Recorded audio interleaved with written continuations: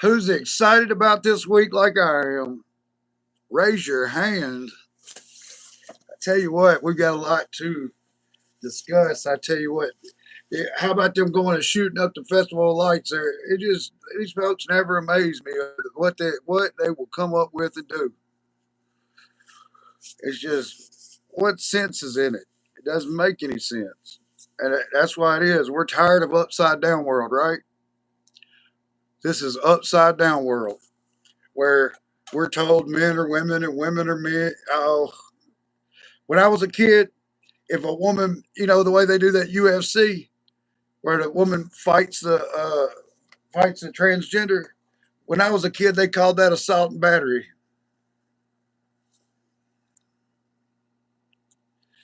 Is there something wrong with my feed? Let me know if you see me good.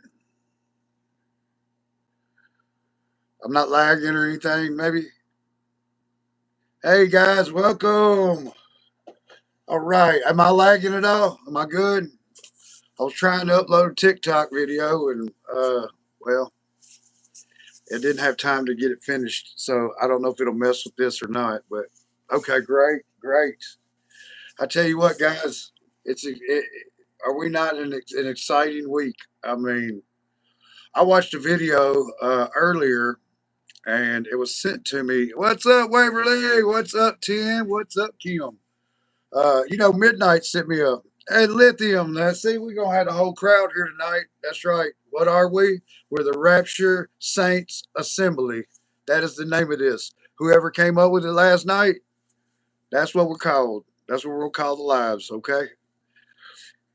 Hey, that was a great video you sent me. Remember, that was one of my theories last night. Guys, she sent me a video, Lisa did, and it was kind of one of the theories that we were talking about last night about third eye atlas, three eye atlas. I called it third eye, three eye atlas. Okay, and it was that. Remember when I said maybe we get special abilities, our incorruptible bodies, uh, something different, right? Because we don't know. Look, avoiding wrath could come in all kinds of different forms. Okay, uh, we what we see, what we think, what we've always been told is that like we would evaporate or we would float up into the sky. You know, all the different. But one of the theories I had last night was about our raising, our vibrations raising. A new incorruptible body of special abilities. Wouldn't that make a good two witnesses? Would that not make a good two witnesses? Two groups of people with special abilities that obviously you would be hated, you know, especially when wrath's coming upon and you're not experiencing it right in front of them. It's just another way of looking at it, keeping the mind open and, saying, hey, look, we call it the rapture, which is avoiding wrath, but we don't know what God's doing exactly. We just are excited for it, right? And we're in a high expectation of something, right? We don't know what something. Give us something, Lord. And I'm just that video blew me away. Just because it's one of the things I've been thinking. I always try to stay open. Because everything that I've ever experienced was a surprise spiritually.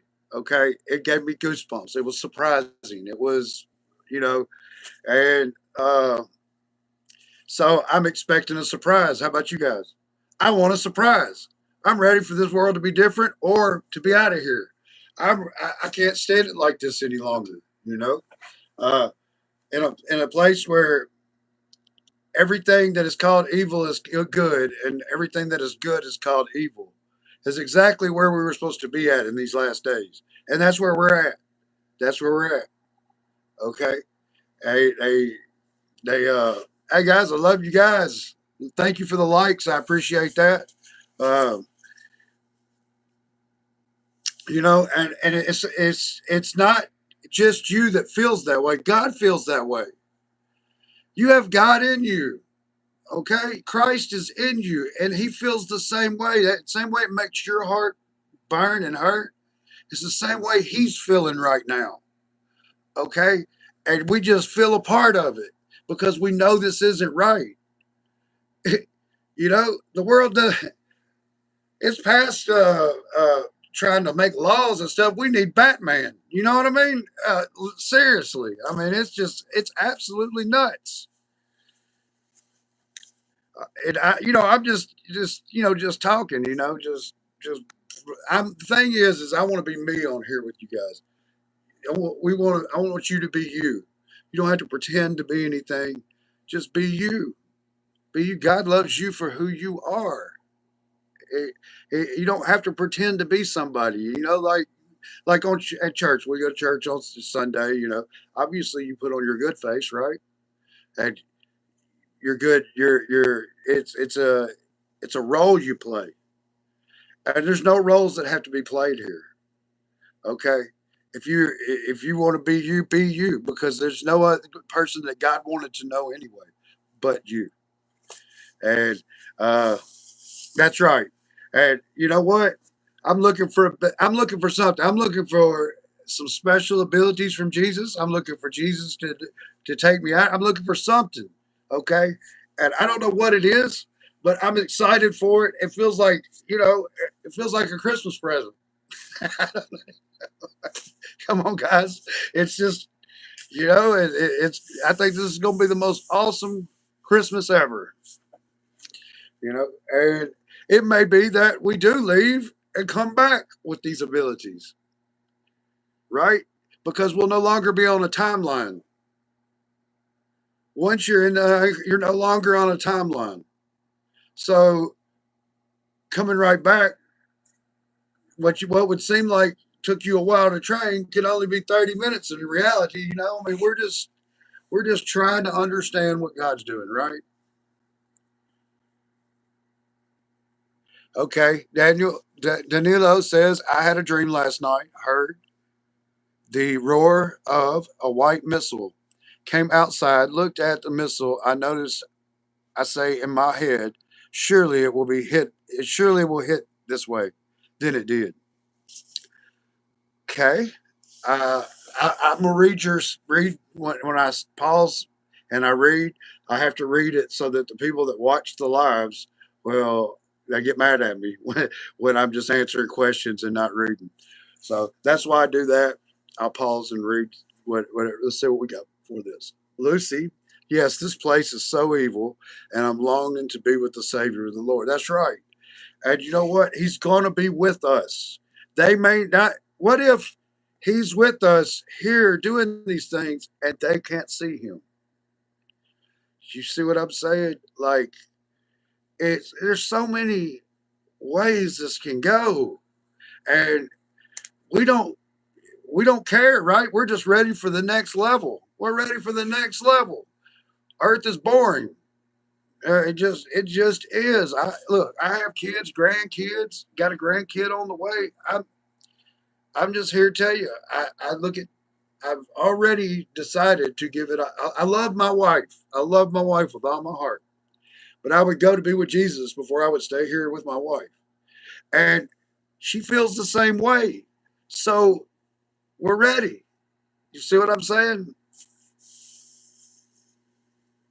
You have to be ready to let go, because otherwise there's too many things to hold you here, you know?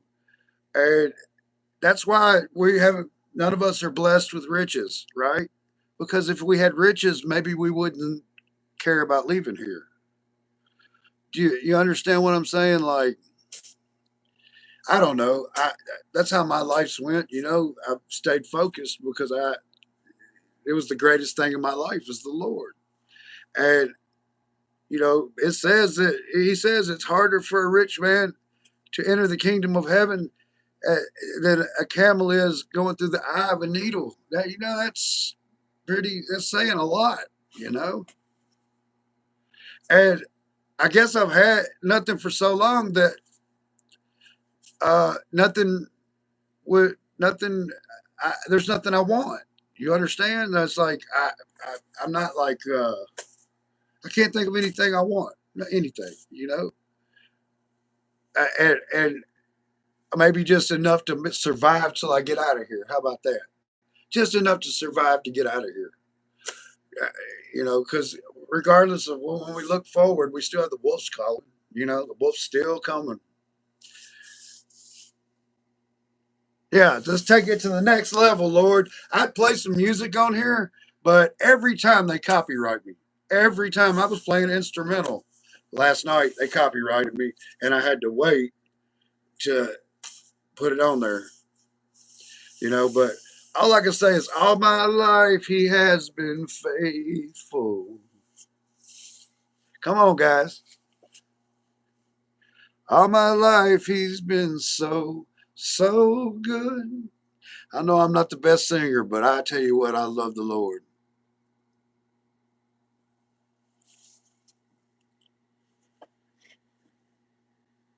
That's right. I mean, I have food on. I have food. I got a place to stay. You know, a few chickens. You know, and a building to do church out of. Right.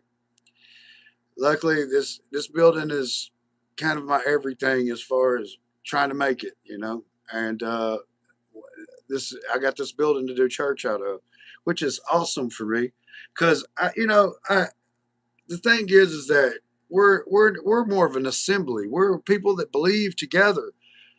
Do I have a non-rapture believer in here? I mean, come on, guys. This is it's what we believe in Jesus. We believed in Jesus. I believed in Jesus since I was 6 years old. I believed the story. He was my Lord and Savior.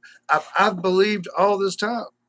But looking forward to death, to see him was never that exciting for me, you know? And then watching the way this world goes and watching the way it's went so far down the tubes. I mean, uh, I'll tell you, when I saw Bruce Jenner walk out with President Obama and get Hero of the Year award for having some boobs installed, I realized that we were at a pivotal moment, you know, pivotal moment. So, some words I have a problem getting out. You guys, like I said, be yourselves. We're going to find a way to get everybody on here some kind of way in some squares where we all get to have a good time. And the Rapture Saints Assembly is what we're calling this. The lives. Daily Oil are the videos, and the lives are going to be the Rapture Saints Assembly. What do you guys think? Is that beautiful? Is that us? We'll follow Christ whichever way this goes. However this goes, however this turns out, we will follow Christ. Agreed? And we don't pick the way it goes. We just are in high expectation. And that's more than I can say for the no man knows that day or hour, don't look, he comes like a thief type of people, right? We got more than that. We got more than that going on. We're raised at a higher percentage than that. We are we are running on a higher level. We're not running at 666. You don't understand, our numbers have changed. Man is 666 coming here in spiritual death and not being awake. That level raises as you awaken. You understand that? Some of us are 767s, 755s, seven. We're all at different levels. But see, we got that seven, that Christ consciousness. No longer held down by that sin consciousness. They're not going to keep us down. We will see something at the end of this. At the end of this, when that last candle gets lit, so many things happen when that last candle gets lit. I've never like, really, I've known about Hanukkah. I know some of the days about, but I never paid much attention to it, right? But this year, I'm paying attention. This year I'm watching. Why? Because it fell exactly at the right time. And look, when all of mainstream was watching, when we had Fox News and all that talking about, they were talking. It was too mainstream. It didn't feel right. Now that we've been talking about it for so long, nobody's watching any longer except for the ones that are supposed to be. Does that make sense? It shook. It shook it down to this won't be mainstream. This is highly. Some people look at it and snarl. They what is it called? Gnashing of teeth. They gnash their teeth when they see it because they don't want to hear anything about it. They didn't want to hear anything about it in the first place. But when it was mainstream, they jumped on board for a second. If not to just say, ha ha, it didn't work out, right? Well, they're not going to get that this time. Something's going to happen. Don't know what, don't know how, don't know. I don't know everything, right? But who expects it? Come on, come on, come on. See, look, everybody want. We got the remnant is going to be like. I promise you, it's going to be a lot like what the comic books have shown you. You know, in a different kind of way, but in the same kind of way. You got me. God had can get we. At one time, we were people that had these abilities, and we lost them over time. We're dumbed down. We're dumbed down to this. But Jesus has something special for us coming. Something's in that package, whether it be whether it be uh, the ark itself or whether it's carrying what we need. It's like sending us a package, right? And we welcome the present. We'll take it. I'm drinking coffee, guys. If I take a break for anything, it'll just be running to get some more coffee. I brought the heater out here, and we've been sitting in the house an hour and a half, thinking, "Man, we wish we had the heater in there." I come out here, it wasn't even on. That's how loopy I am sometimes. Wolverine versus Spider Man. That's you know what? Dream big, brother. That's there it is. Like we're talking like children, right? We're we're becoming what we were supposed to be.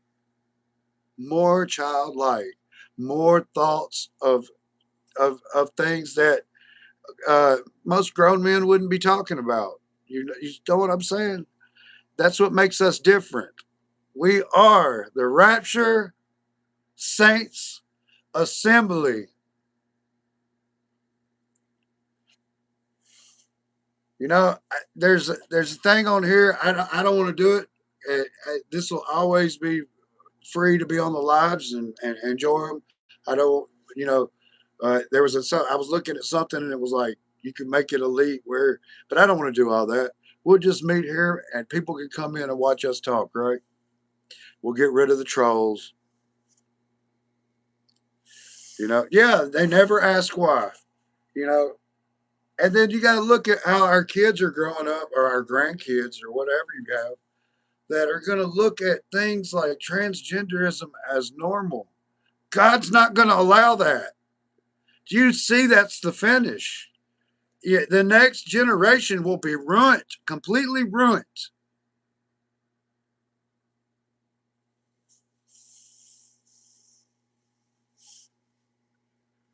CRISPR,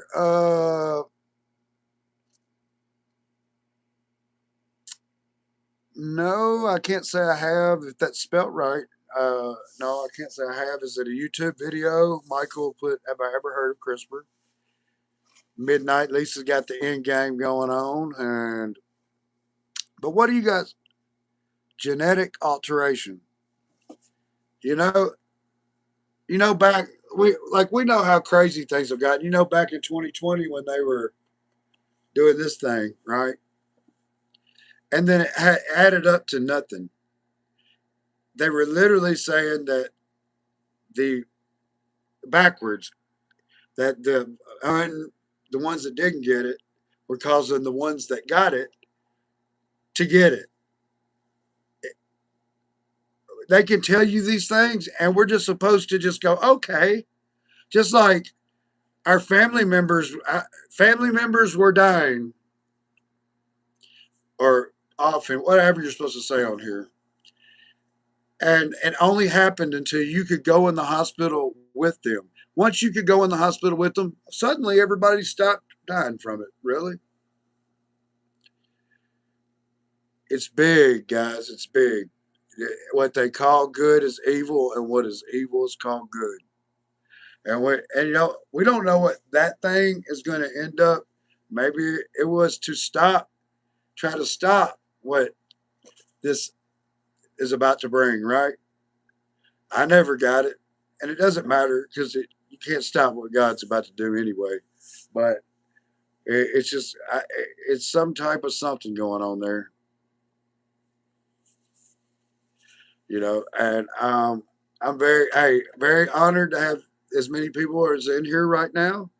And if you like it, hit the like button up over there. It's the only thing I makes me feel good and nothing else.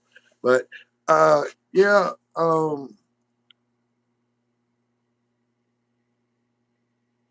yeah, it kind of ruined my parents' relationship over that.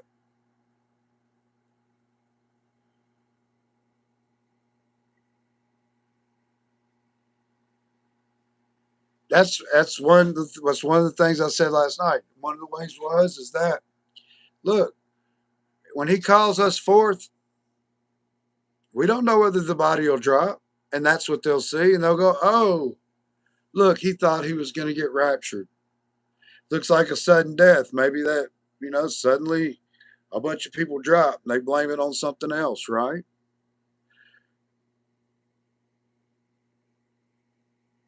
Yeah.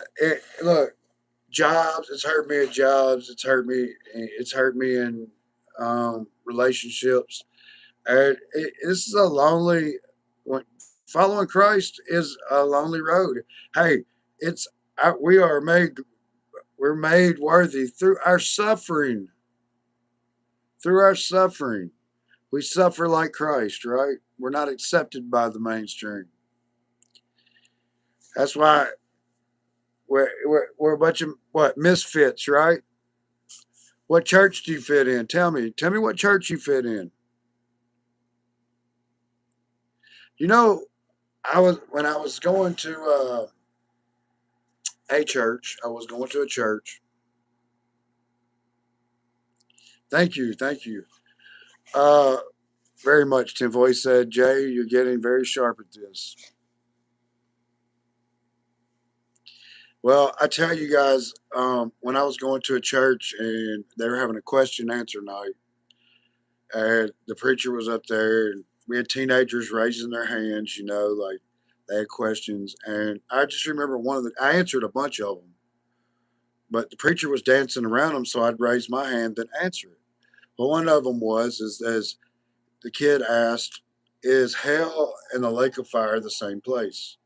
And the preacher danced around it and said, "Basically, yes." And I said, "Wait a minute. In Revelation, it says that Hades will give up its dead, and Hades and all that follow will go into the lake of fire and be no more. So if they were the same place, then why does one destroy the other?" From that point forward, he preached about Jim Jones, David Koresh, until he ran me away from the church. I even called him and asked him to stop doing it, and he still did it.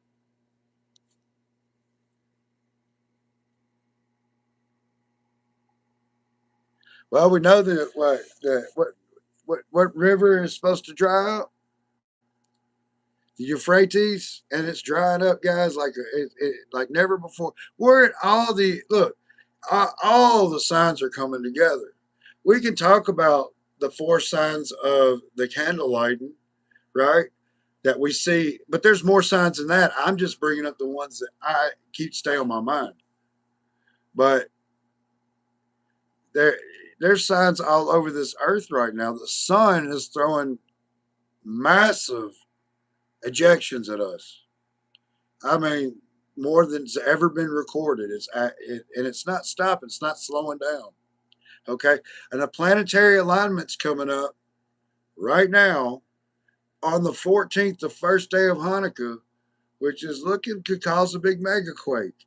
You know, there's the signs in the heavens and on earth and in the people and in politics and in world events. And it's absolutely 100% got to be, guys. It's got to be. I'm tired of it. You're tired of it. We're ready to go. We're not meant to be here. This is just a. It is. I don't know. This was a test. This was to get us to the other side. And guys, we're on the cusp. But like I say, looking at what the rapture actually is something that we need to pay attention to. Because a lot like most people, they always go, okay, on this day, they're looking for something to happen. What they're not looking for is on that day forward what's going to happen. It could have very well happened spiritually, and it's got to manifest over a certain. You see what I'm saying? Like everybody always looks for there we are, right? When it could have very well happened, and I'll give you an example. Back in the year 2016, it was the year 5777 of uh, so it was the year 777 on the Hebrew calendar. Also, if you look up what you can find 777 is Noah's father was 777 years old when he passed away. His name was Lamech. But if you go down Cain's line, there's also a Lamech. And it makes a point to say this Lamech stood up in front of everybody and said, if what happened with Cain, if somebody would do something to Cain, they would get 7 times what would happen to him. He had killed so many people. He said, for the mothers of Lamech, meaning their daughter, the children, he said they would receive that 77 times what would happen to them. He was so evil. So you had a 777 there with this Lamech and a 7 7 there with the first Lamech. So I said on the seventh month, the seventh day of 577 was the year of Lamech, and that was 2016. I said things are about to get worse because Lamech means believing in anything but God to save you. That's what that Lamech means. One means longevity. So what you have there is in 2016, you can look it up. It got increasingly worse. So I called it the year of Lamech. Did it start that day? No. It was from that day forward. And it got worse and worse until look where we are now. It's daily mass shootings, daily horrible.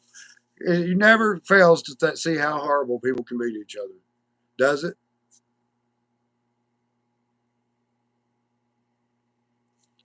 Being caught up in the clouds is where we're going to meet little Jesus in the air. He will take us to a place for sure. But being caught up in the clouds, if you look it up in the Strong's Concordance, clouds actually mean people in that time. And that if you look it up, but yes, I believe that Jesus is going to descend upon the clouds, and we'll be standing up there with him, like walking on water when Peter did. Peter walked on water. That's a lot like walking on a cloud, isn't it? And I believe it's going to be so amazing when you see that how much was right and how much we didn't get right, you know.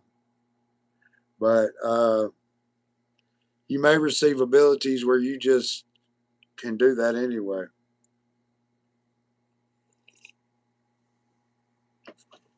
We don't know. We don't know. We don't know exactly, but we know that a rapture is coming, and we've got all kinds of things to liken it to, but they were taken away in different ways.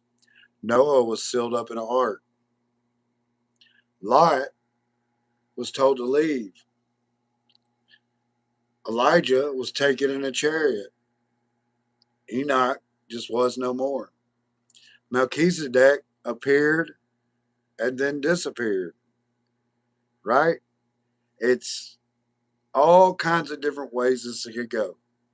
I've even thought about one of those wheels within wheels landing in my yard and it's saying it's time to go, right?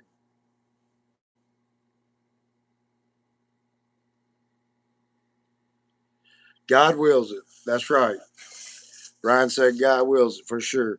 I felt like 2016, it was a spiritual stated awakening up to how close we are. Yeah.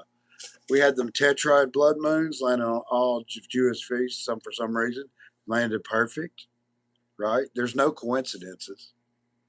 And all of a sudden, I had this huge spiritual experience, and Elijah came and all that during that time. During that time, perfectly. So, guys, I try to give it all kinds of options, but I have such high expectations for this week. Nobody would be more disappointed than me. I promise you. I, I, I can't. There's no goalpost to move. Thank you for the high five. Thank you so much. But so there's. I've been asked, what will you do? Uh, what will you do if and who sent me? Wendy sent me that high five. Thank you, Wendy. Uh, you know, I'm telling you guys, I've got. Oh, what we got here? Somebody sent me a rose. That's nice. That's sweet. Thank you very much. I appreciate it, guys. Uh, look, I don't have a goalpost to kick. I don't have any more. I was told 10 years ago this. I've tried to look at it in other ways, like hey, 10 years.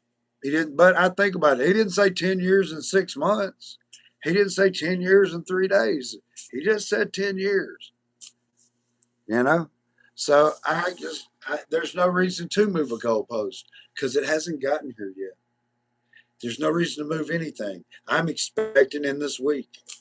I'm expecting it.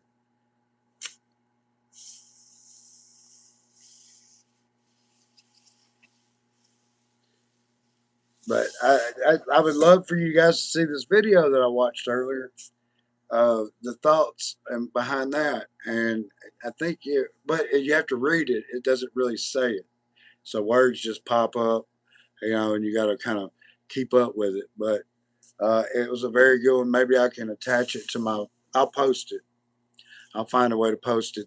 It's been taken down, so there's something to it. If so, it been took down, and somebody else just had to happen to have another copy of it and uploaded it. So there's something they're not wanting you to see. I might be the real Santa. Who knows? I have a Santa outfit, but I never got to wear it for the grandkid yet. I take Santa. I wish my hair was white, my beard was whiter, so I could just go ahead and claim it. They call me South Pole Santa around here for some reason. Yeah, we're on the last minutes. We're on the cusp. Who quits at the finish line? Who quits at the finish line? Not me. I'm not going to follow a foot before I get to it and not make it. I'm going to the finish line, and I've got a great feeling that the finish line will have a lot to do with the last candle lighting. I'll say everything but the date, guys. I will. You guys can say it freely. I don't care. But it never was about dates to me. It was about times and signs. Times and signs. If I called a super high watch date, I always told you somebody else said it and we'll observe it. And everybody in here that knows me knows that I have said that. No, that's not decaf coffee. I need it. Well, what it is I'm diabetic. So my wife drinks Cokes nonstop. And that's all that's in the house. I ran out of Dr. Pepper. Only thing I have is coffee, so I'm gonna roll with it. Plus, it's cold out here, so kind of helps.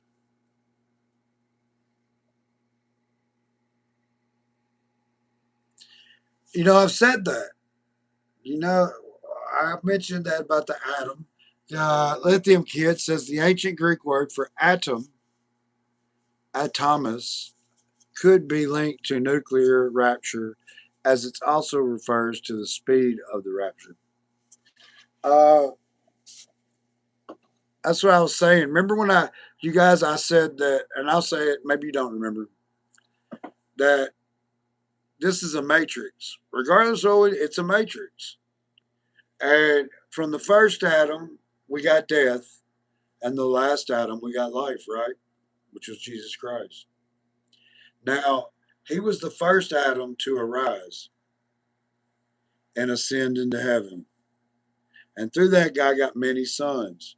But if it goes in order backwards, then we were waiting for the last Adam. And it could be attached to the atom bomb, which also happened in 1948, right? When Israel was becoming a nation, we had just bombed Hiroshima. Maybe 1947, 48, somewhere right there where the times begin, right?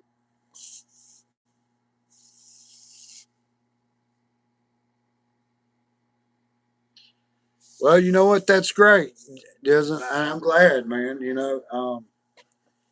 don't want you to go to hell. We want you. In fact, we want you to be in this rapture with us. We don't know how it's going to go.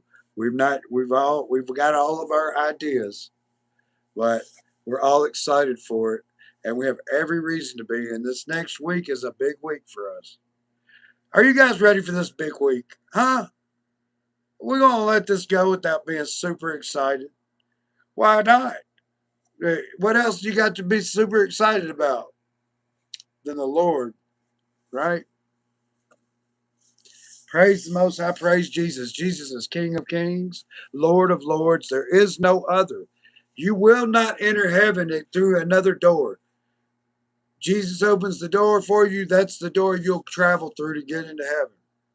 There is no other way by which a man might be saved except through Jesus Christ. He is the Lord and Savior. If you get in some other kind of way, you'll be thrown out where there's weeping and gnashing of teeth. We know that, look, the banquet, it said that. So there's going to be some people in the banquet that don't have the right clothes on. And we've said this. Jesus has said, I'll come to friend. How did you get in here? I never knew you. And they'll be thrown out where there's weeping and gnashing. There's going to be people get in the rapture that are not accepting Jesus Christ. They have not done so. It wouldn't have been we wouldn't be told that parable if it wasn't true. Okay? It's just that there's some people that are going to believe it, regardless of whether they believe in every part of it, right? But we know that the right clothes is accepting Jesus Christ as your personal Lord and Savior. He is the door and the only way to get in.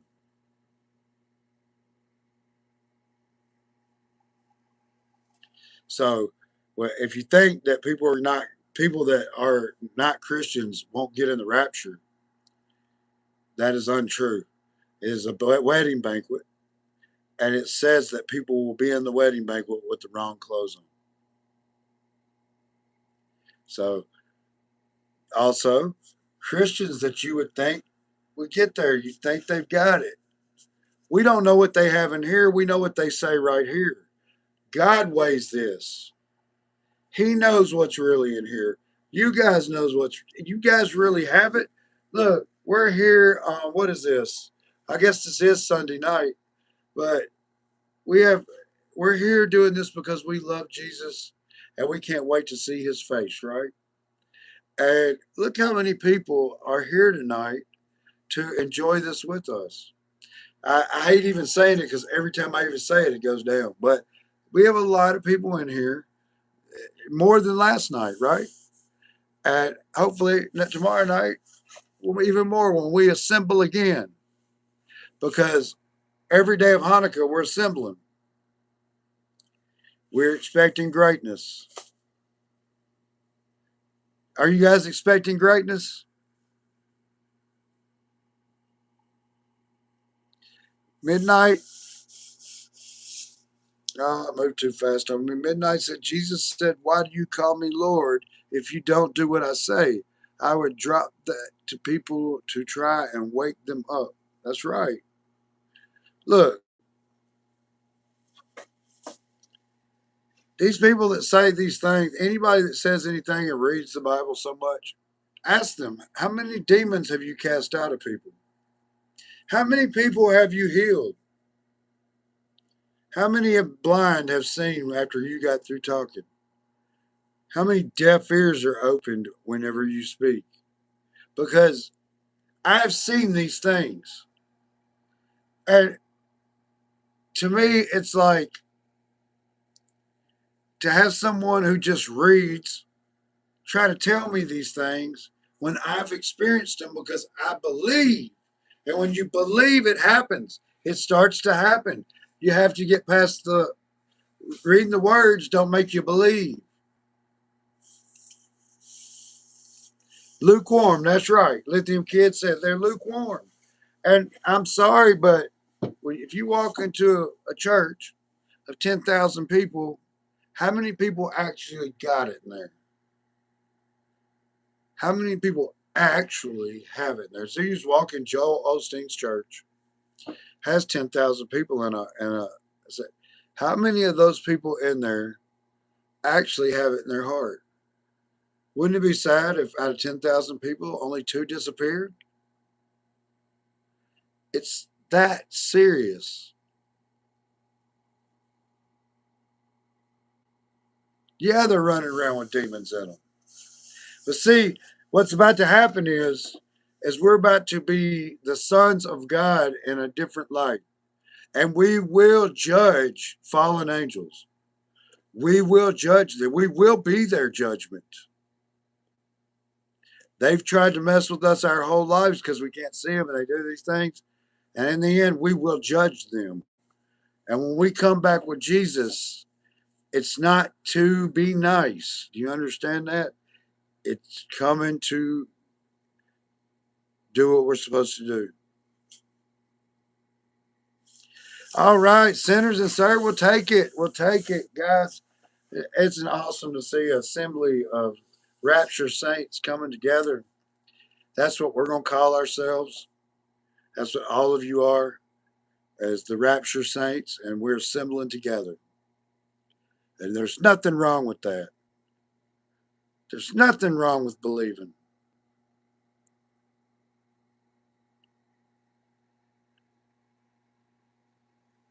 It's getting deeper. I tell you what, you know, it's you know, you guys will see me on maybe some shorts this week, some videos, and my because this is my big cheerleading week. This is the week I've been pushing for. I've fought through all the noise, and I have high expectations. And like I said, I will be highly disappointed. If not, I would be the most disappointed. So don't don't get me wrong. I that's how much I believe what I was told 10 years ago. I will be highly disappointed. Joel Osteen didn't.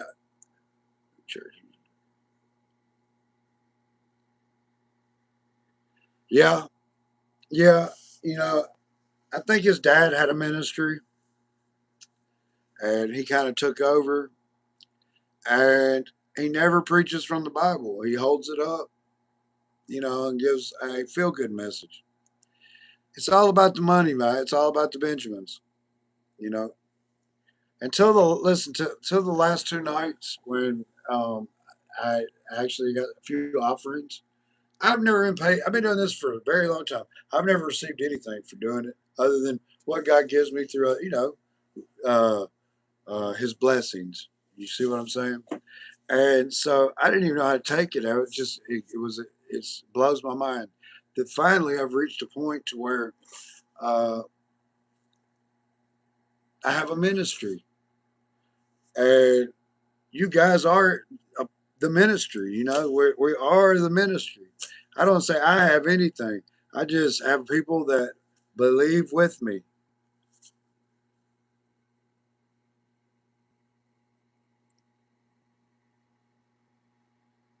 It's moving so fast, it's hard for me to read. You guys are having a good time with each other. That's good. Y'all just let me ramble on sometimes. I don't. I slow down there once in a while, try to catch it.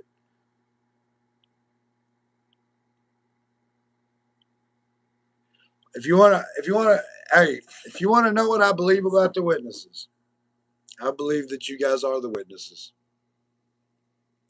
You don't understand. I believe you guys are the witnesses. I believe that what you're waiting on is to be shown that you're the witnesses. And I believe that this convergence that's coming together is going to show you. You will be greater and different, and it's one way or the other. But there's no way to truly know exactly how we're going to receive it. Whether we leave and come back, whether we just suddenly know, or over, let's just say you receive it, you're new, and you just start to, hey, when Spider-Man, and I'm just giving you an example. I'm giving you an example, but when they first receive their abilities, they don't know how to take it. They don't realize that uh, suddenly he can crawl a building. He just found that out on, I was like, wow, this is weird. Next thing you know, I'm just giving an example, but it was a learning process. They received what they received, and then they had to learn how to use it, right? So if we take those as examples, then we can see how something real big could happen, and you just hadn't realized it yet. We're not going to be like uh, Joshua and Mick for Christ and all them and sit up here online waiting on live to happen. We're just knowing something's going to happen, right? We may be online when it happens, but we're not going to just shoot for it. Hopefully, it happens before we can have the next live. I don't know how it's going to go, guys. It could be any time before, but I do not believe 2026 will hit without our great awaken, whatever it's going to be. But it's the rapture, whatever it's going to be. Whatever you receive will be receiving no wrath, and it is pre. You guys show me where mid is anywhere. Show me where mid. Show me where. Oh yeah, you got to go through half a tribulation because you know that God. You just can't get out of that one. Don't sound very good, does it? Does it appetizing? That sounds kind of bitter.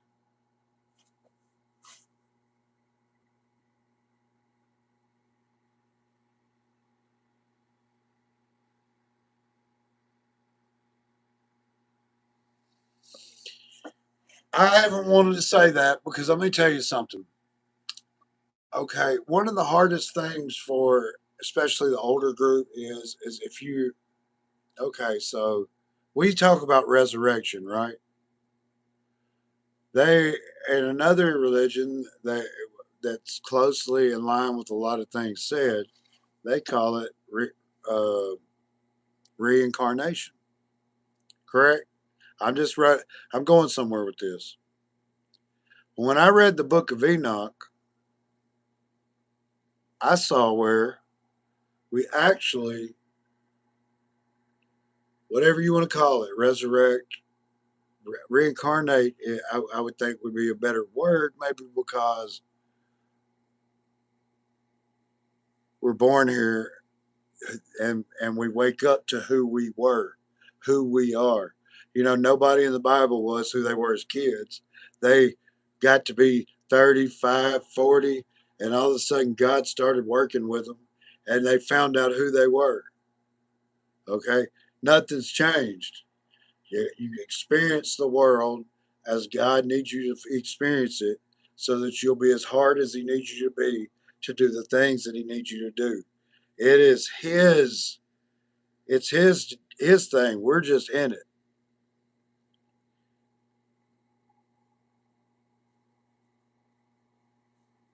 It's almost like we're in the memory of God and we're just trying to be remembered. You know, we're we're we're in there and we're just trying to make it where He remembers us. It's freaking awesome, guys. I love everything. I love the Lord. Who loves the Lord in here? We need some hearts going. I need to. I feel the Lord. Look, the Holy Spirit is could fill this room. I tell you, need my wife out here so we can get to hopping around, being wild with it. But I don't speak in tongues, guys. I believe in speaking in tongues. I believe in it wholeheartedly. Uh, but the thing is that when Jesus speaks to me, he speaks to me in my language. I understand what's going on. Okay. I don't know why he doesn't, why the tongues don't roll. I don't know. I would like to do it. I'm open to it. It's just not the way he works with me. He works with me through understanding and through uh, direct speech. And the direct speech has only happened to me one time, but the understanding, just when you get a download. Don't you guys know when you get a download? Like suddenly you know something and you know it's right, and now you've got to tell it.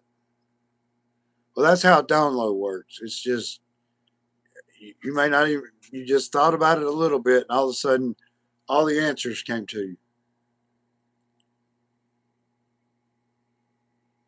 Yeah, I just never had. My wife speaks tongues. I mean, she's done it a few times, and it was very special. It was last time I heard her do it. We were It was in 2015, and the four blood moons had happened, and she was called. She was trying to wake me up to tell me that there was a fifth blood moon. She wanted me to come out to see it, but I was so tired. I was like, all right. Well, she went to the prayer closet. She had a place in the closet where she kneeled down and she prayed. And she come out speaking in tongues for over an hour, sung a song. My son woke me up, said, "Dad, Mom's speaking in tongues." And she walked around doing it and sung a whole song. And the end of it, cried, and it was her again.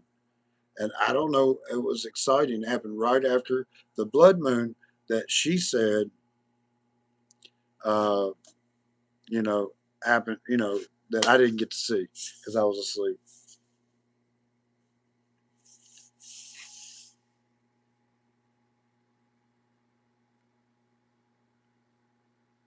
Yeah, hey, look, I grew up Baptist. I didn't go to first. I was scared the first times too. Trust me, I'd never seen anything like it. Now, at my wife's old family church, it was more comical, but I went to one where it was more scary, and it's because if I closed my eyes, it sounded like if I was walking in the streets of Galilee back, ever how long ago. That these people had a beautiful tongue. I've heard the real thing, and then I've heard the thing that sounds more like putting on. I don't like to say it because I don't know they're putting on, but I've heard something that sounds angelic and then something that sounds repetitive. Do you guys know what I'm talking about? I'll tell you this. I've went to a lot of churches. You know, I've tried. Nothing worked. I wanted to know it all. I grew up back, but I'll tell you where I feel the most at is at a Pentecostal church. I really do. It, something about just the whole thing. That they believe and they have spiritual things happen. I enjoy watching it, but uh, like I say, it was a Pentecostal church that ran me off talking about Jim Jones and David Koresh. I guess I was one of those people. I don't know. That's what they were trying. Basically, what he was leading to. And he told me how he had been ordained by 10 ministers. I don't know who it was, and I was like, "Man doesn't ordain man, brother. God ordains a man." Do I smoke? I vape. Same, I guess, same thing. Vape.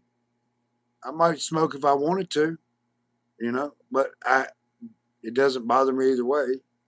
But I like to vape. I got a friend that owns a shop and gives me these free. So, uh, I'm just going to be me, guys.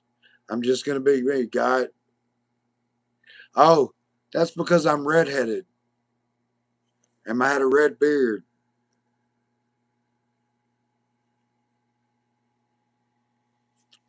I have a red beard, so I still have a little red. I wish it would go away so I could have all white.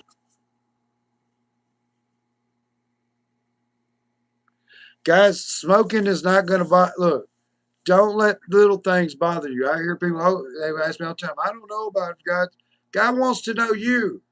If he got a problem with it, he'll work on you with it. That's what transgressions are. Okay.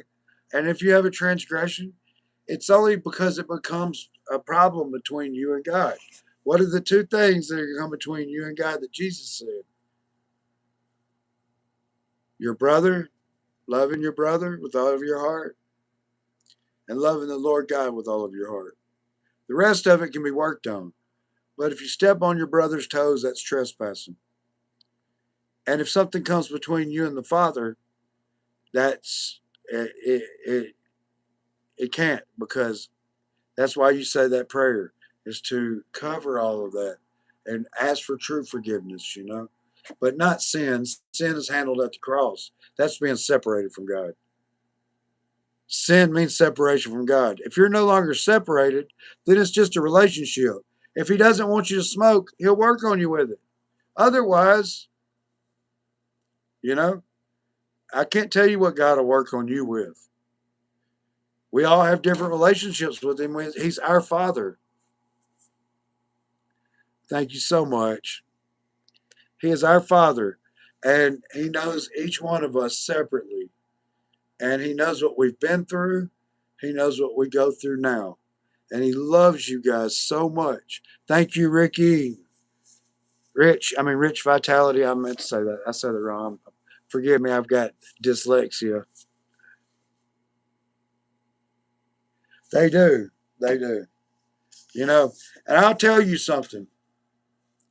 I hear a lot of people tell their testimonies, okay? And all throughout time, it didn't make sense to me, because it's like they'll talk about it the time before, and then when they met Jesus, and that's their testimony, like the story of when they accepted Jesus. And understand this, your testimony starts the day you accept Jesus,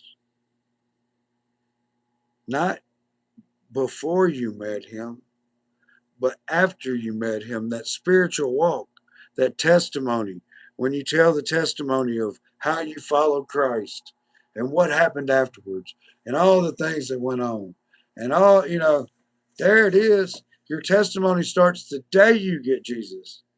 That before that's just a bunch of mumbo jumbo, right? Anybody agree?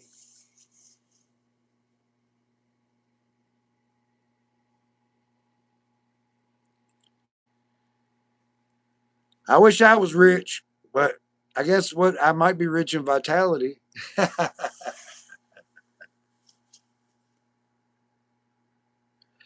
Yeah, the world things are addictions. But you know what? Sit and wait on Jesus. I vape and talk about Jesus. I don't care what I told you. It's not about what you think about me. I care about what you think about me, but I want to know the real you. Okay, now I know you guys smoke.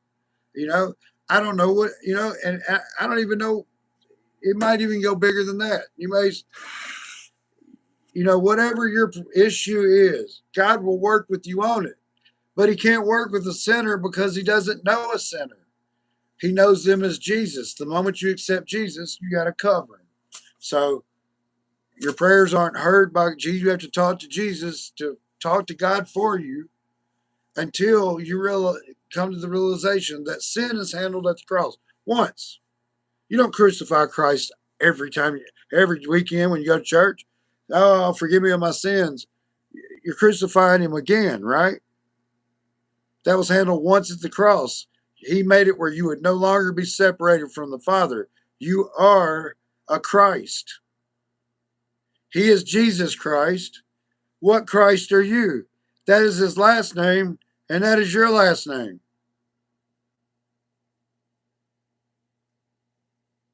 Am I making sense? It's Christ consciousness. Now you're awake. Now you know that the commandments are in your heart.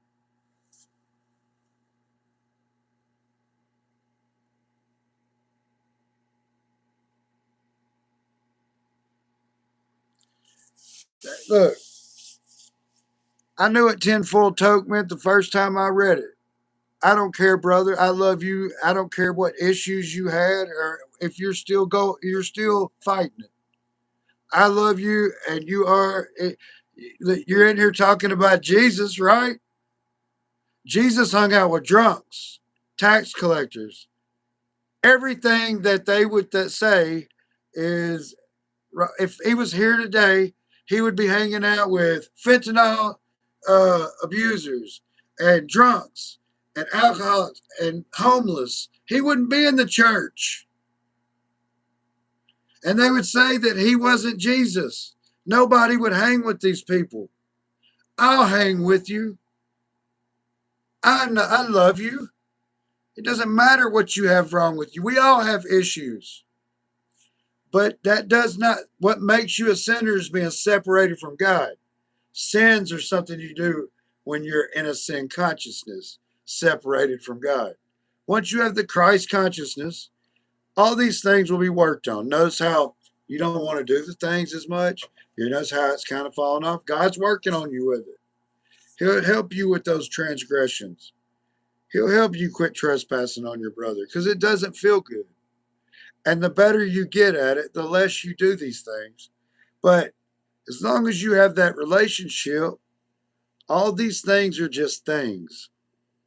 Okay? What do we say? Jesus is a habit breaker. Jesus is a habit breaker. Tell somebody that. Anybody remember that?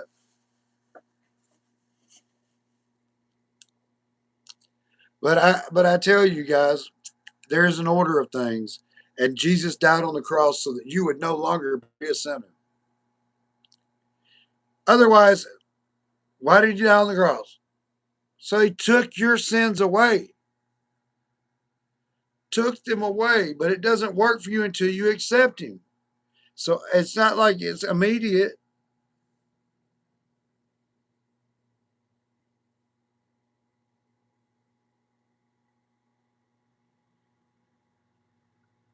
Who is this?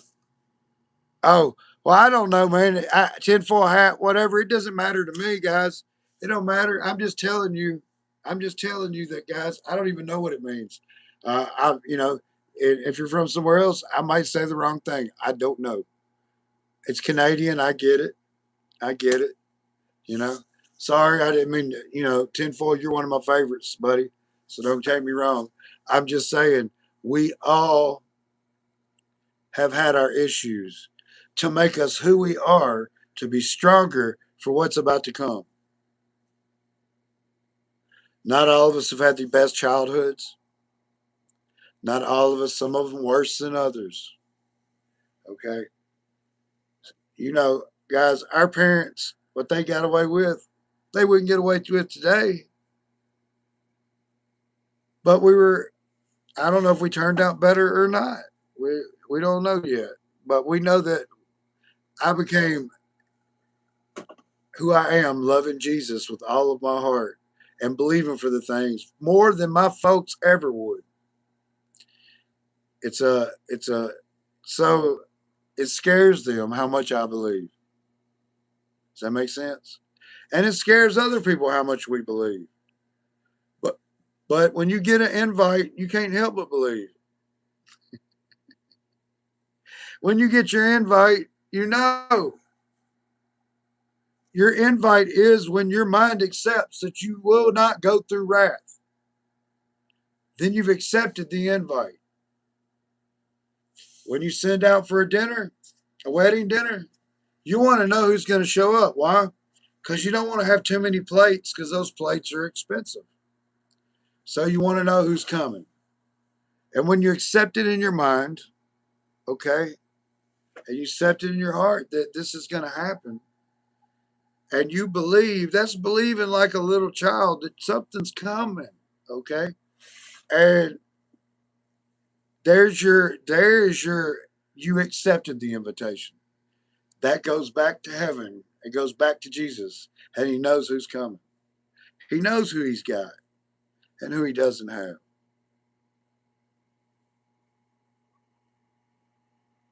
Are you guys enjoying just my rambling? I'm sorry. What's going on, tinfoil?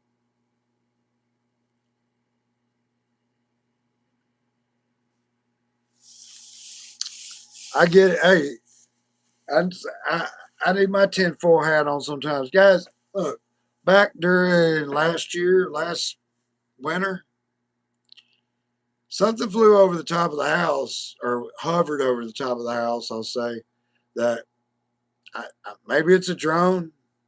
If they're making triangular drones, uh, then maybe that's what it was. I don't know. But this thing was in triangular shape. It was, if it would have landed, way up there. It was big.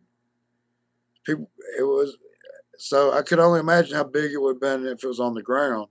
But the lights were weird on it, and it just hovered off, kind of slow in a slow motion. But I got a lot of trees, so it disappeared quickly. I've never seen anything like it. If it had been the 1985, maybe 1990, I would have said that was a spaceship. However, you know, I don't know. Maybe they're making drones triangular shape. You know, I don't know what I saw, but I didn't see nothing normal. And obviously, no camera. By the time I got the camera out there, it was too small to even could have been an airplane. So I've seen some odd things living right here, you know. But when we had that solar eclipse, I was in the path of total. I was like, I wonder if I'm in the path of totality. So I looked it up. I was dead center of the path of totality. Dead center. So we got the full thing. And I've never seen anything quite like that. The vultures were in circles as far as you can see in the sky. I never. It's scary to think there's that many vultures around, but it made me think they're getting ready for the great wedding supper of the Lord, talked about in the Bible.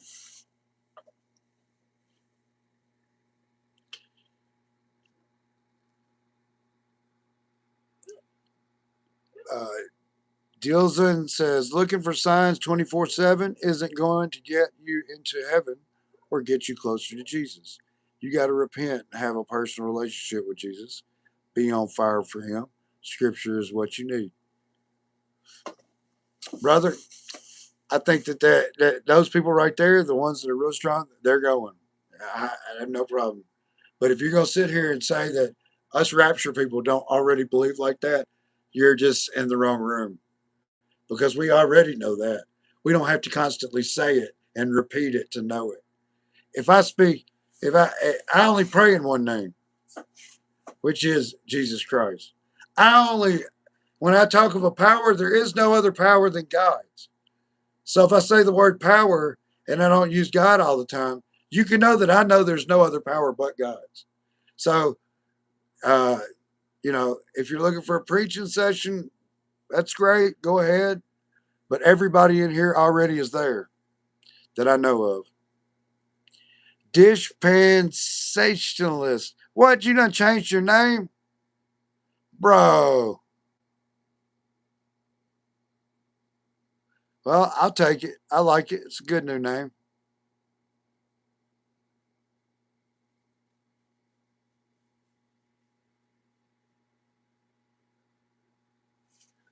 Oh, Midnight's got a good.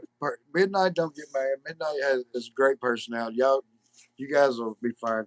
Um, I tell you guys, I just want to. I just want to get on here and think about what is about to happen. I'm looking towards the sky today and thinking, what, they talked about back when they were talking about the dreams and the visions.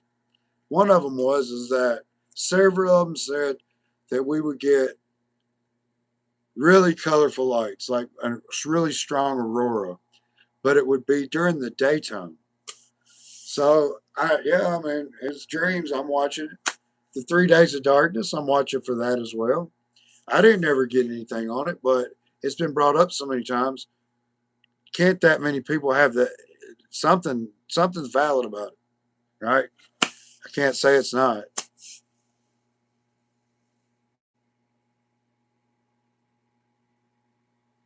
It is, and if that's your job, go right ahead. My job is to I have a different job, but Dilson, if that's your job, you go right ahead, sir. I just wanted to let you know that uh, you're talking to a bunch of already believers in here, but there might be some stragglers and not. But if we're talking about the rapture, we already know Jesus, and we already know everything that you said to be totally true. You're not telling anything that's wrong. We just don't want you to get us wrong. We talk about the rapture. If you look, this is the assembly of rapture saints. So we are on a certain subject in here, and we talk about everything, though. We're just trying to learn each other. We're talking about each other's whatever habits we got. You know, what habits do we have? You know, I vape. Sorry if you get mad. If you don't like me, I vape. Some people smoke. You know, every once in a while I do have a cigarette because my wife smokes, and it's very tempting. I quit smoking back in February, but not because I felt like it was coming between me and God. I just had a buddy that had a vape shop, and he was like, "Look, man, try this, quit that," and I did it for 9 months. Just totally didn't even touch one. And really don't care for them now all that much. But it doesn't, like I say, what comes between a man and some people can eat meat, some people can't. Do we need to read that? Some people can eat meat and some people can't. For the ones who can't, they really can't. It comes between them and God. Some people can eat meat and it doesn't come between them and God. But the people that can eat meat shouldn't eat meat in front of those who can't so it doesn't hurt them. But it's talking about the weak and the strong. And the weak one is the one that can't eat the meat. The strong one is the one that can't eat the meat. Now, you take that word meat and you change it to whatever you'd like, okay? Some people can't smoke. It comes between them and God. And when they see you do it, it hurts them. They think, oh, he don't know God. He smoked. But they don't realize that you can eat meat and they can't. Am I making sense? That passage is there for a reason. It's to tell you that there's all kinds of different meats. What meat are you eating that someone else can't? And that's just a word.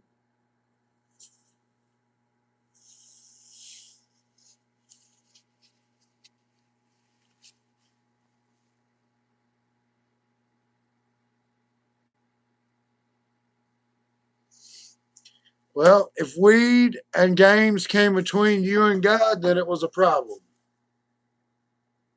Okay. Only thing I can say about weed is it was here before we got here.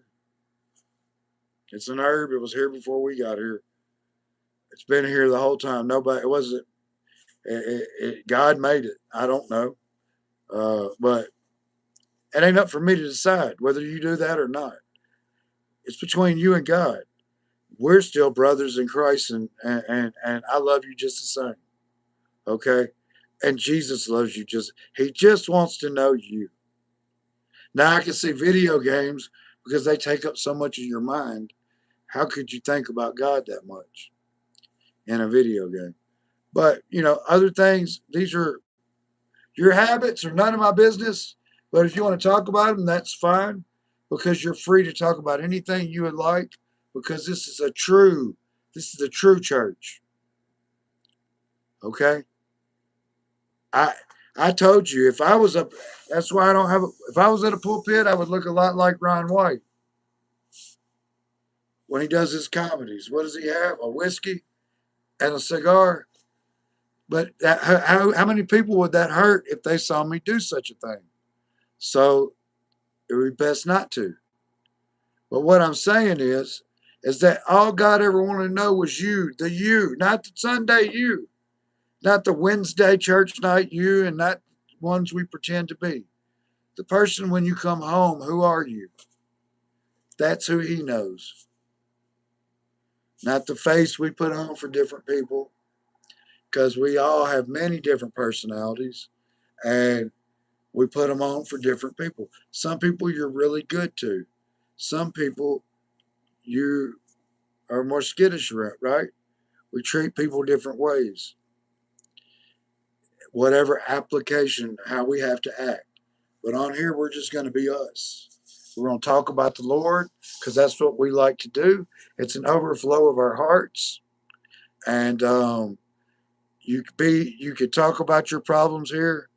And I can't wait till we can figure out how to get us all in little screens. I want to, and guys, feel free to send me a picture of yourself, maybe like in the emails that I gave you, like Lisa did, so I can kind of know who I'm talking to. You know me.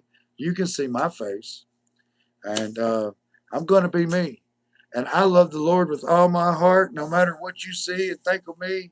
You know what I mean?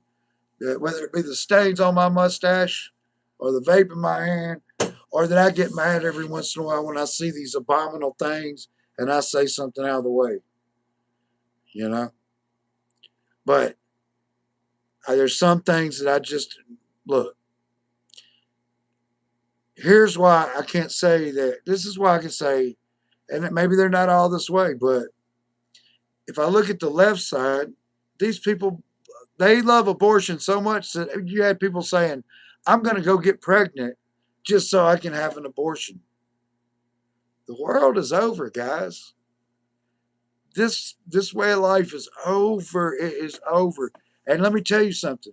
Just because we have Trump in there now, it's 4 years. You saw what they did last time. The first day they got rid of everything that he did.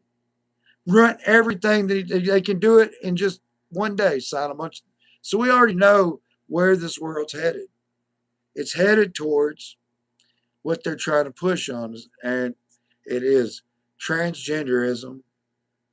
It is that it's okay to just cosmetically have an abortion, which has been around for a long time, but it is the biggest genocide of this generation. So, no, I can't be on that side. They're crazy. They can say they're Christians all they want. I know that they don't have it in their heart. I can see that. I can judge that from this angle. But as far as like the people that we know that we think are, you know, they're either really are or they put a good act on. But they can't hide it from God. They can't hide. Listen, when we go to judgment, you're gonna be looking down and what am I gonna say? Because my whole life's about to flash before my eyes. And you go stand before the judge, and when you raise up and look, you're gonna be staring yourself in the face because you can't hide from yourself what you've ever done. Yourself knows. The Christ in you knows. So there's no hiding it. And just because we can't bring the memories back up, we can only pull memories. Our mind's been recording the whole time. Everything.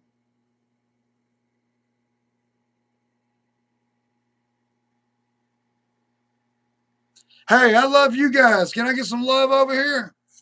I see all the love going on.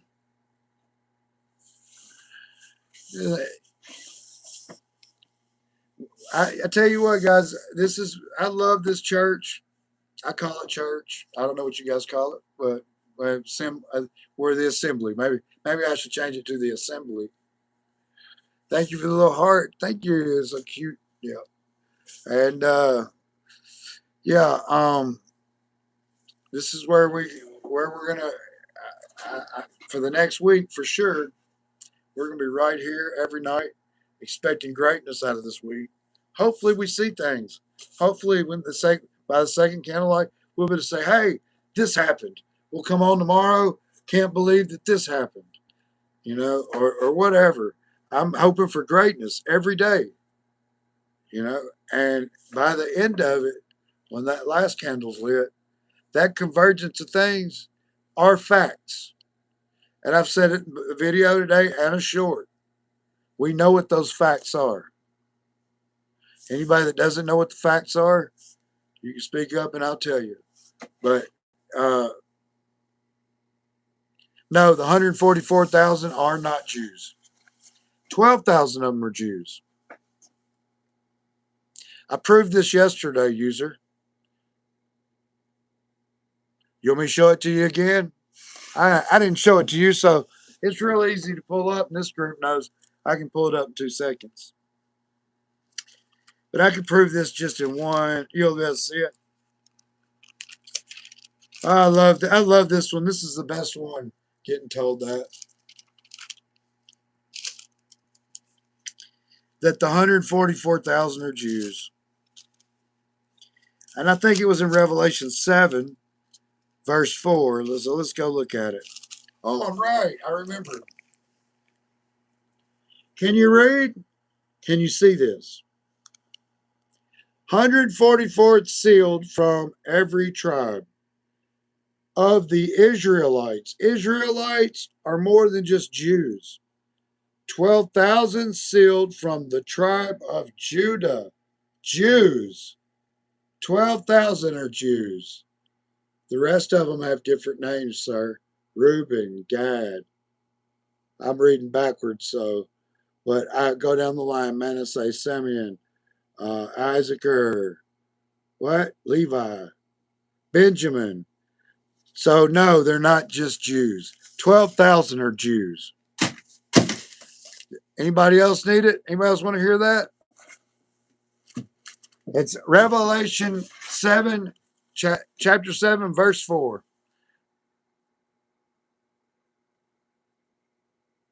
I'm from Levi. I already know it. I'm not a Jew. I'm a Levite.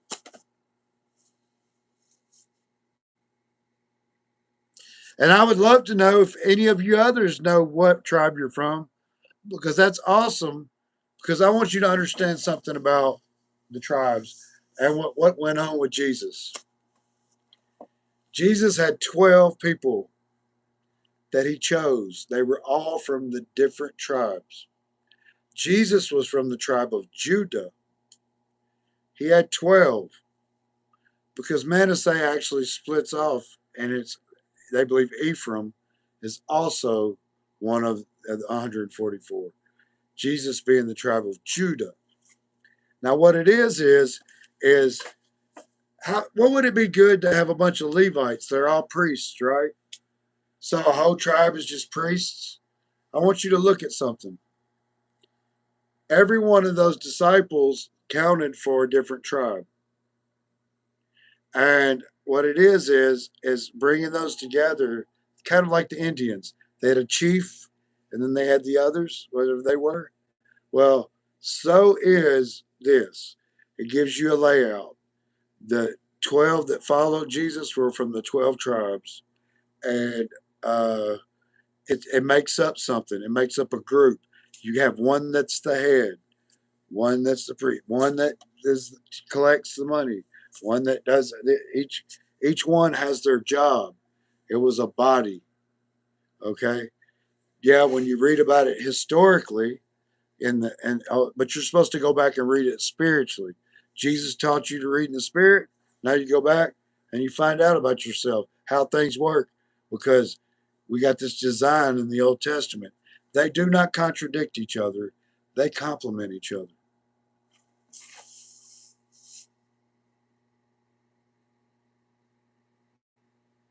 Yeah, works don't get us there. Works don't get. There's books opened. Okay, one of them is the Book of Life. You've already made it to that one. Now, I would think that you're storing treasures in heaven when you bring people to Jesus, right? When you do what Jesus asked you to do. Whatever he asked you to do, whatever your job is, that is what you're to do. Okay? Some people's job is to do it. Who was it? I mean, what's his name? Dawson. Find it real quick. Dilson. Dilson is that's his job is to bring people to Jesus. My job is after you already have Jesus. I have said the sinner's prayer on here, but that wasn't the job I was given. I'm following orders. Okay? So what I do is follow orders. I'm in the same line you are. I follow Jesus. And I expect you guys to follow your orders as well.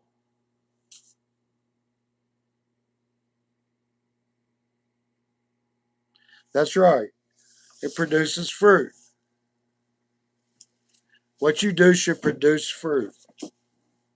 Would you guys, let me ask you something. This is a personal question. You can give me any answer. Do you feel like what I do produces fruit?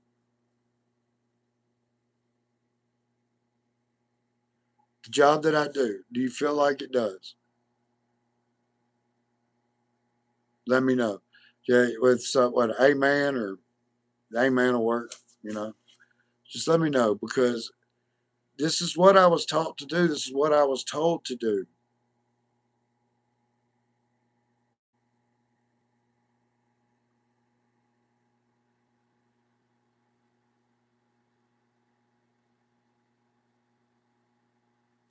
All right, great guys. You know, and I'm just following orders. I'm not too good to do it. You know, I've got a short on there. It's the sinner's prayer, and that's so that I could show that hey, I will do it. But when I was woken up and given my job, it was something different. It was to teach the right way, so that you guys could see you are worthy. You are worthy. If you're not worthy, then quit coming back and saying, "Oh God, I'm not worthy." Jesus made you worthy. If you're not worthy, then the cross is no good. The worthiness came from what he done for you. You are worthy. Stand up, righteous before God, and talk to the Father. Thank you, Jimmy. Thank you so much. It is time that you stand up and talk to the Father. And you talk to the Father as yourself. Father, because Jesus patched that up for you. He fixed that. Look, I'm going to go ahead and take y'all down a path real quick, okay? I can do. I could do it. I hold the Bible, but I know the words, so I'll just do it. The freedom of sin is in the first parable. Jesus is the freedom of sin, but it is. You got to understand what sin is in the first parable. It's separation from the Father. When they did what they did, no matter what it was, if I said, "Hey, don't touch these pair of scissors," you can have anything in here. Don't touch these pair of scissors because if you touch them, you will surely die. Now, doesn't that sound like to you that as soon as you touch them, right? But that's not what happened. When they touched it and they didn't die immediately, oh, they were going to die because they were stuck in the body now. Okay? But they thought, what else is God lying about? And it started. They were separated from the Father. And when Jesus did what he did, no longer are you stuck in the body. You've got your clothes, you got the right clothes. When this body drops, you'll never know it. You'll never know it because you'll never be unconscious. You will be in another state. Not you don't lose. It's an illusion. So now we're back in the correct clothes. So now when you look at the cross and you go look at the cross, he died for my sin. But I always go back and sin again. Don't that leave a hole? Doesn't that leave holes that we ask for forgiveness of sin? He died for our sin.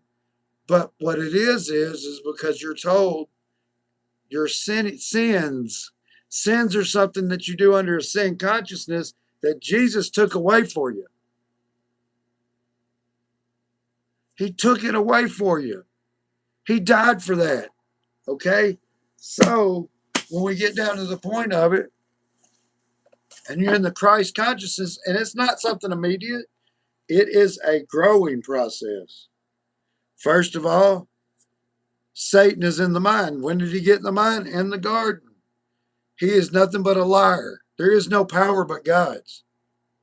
But he makes people think that something God did, he did. It's either God allowed it or he didn't allow it. There's no such thing as Satan did something. Satan is just a figment that has only the power that man gives him by telling something God did, saying Satan did it.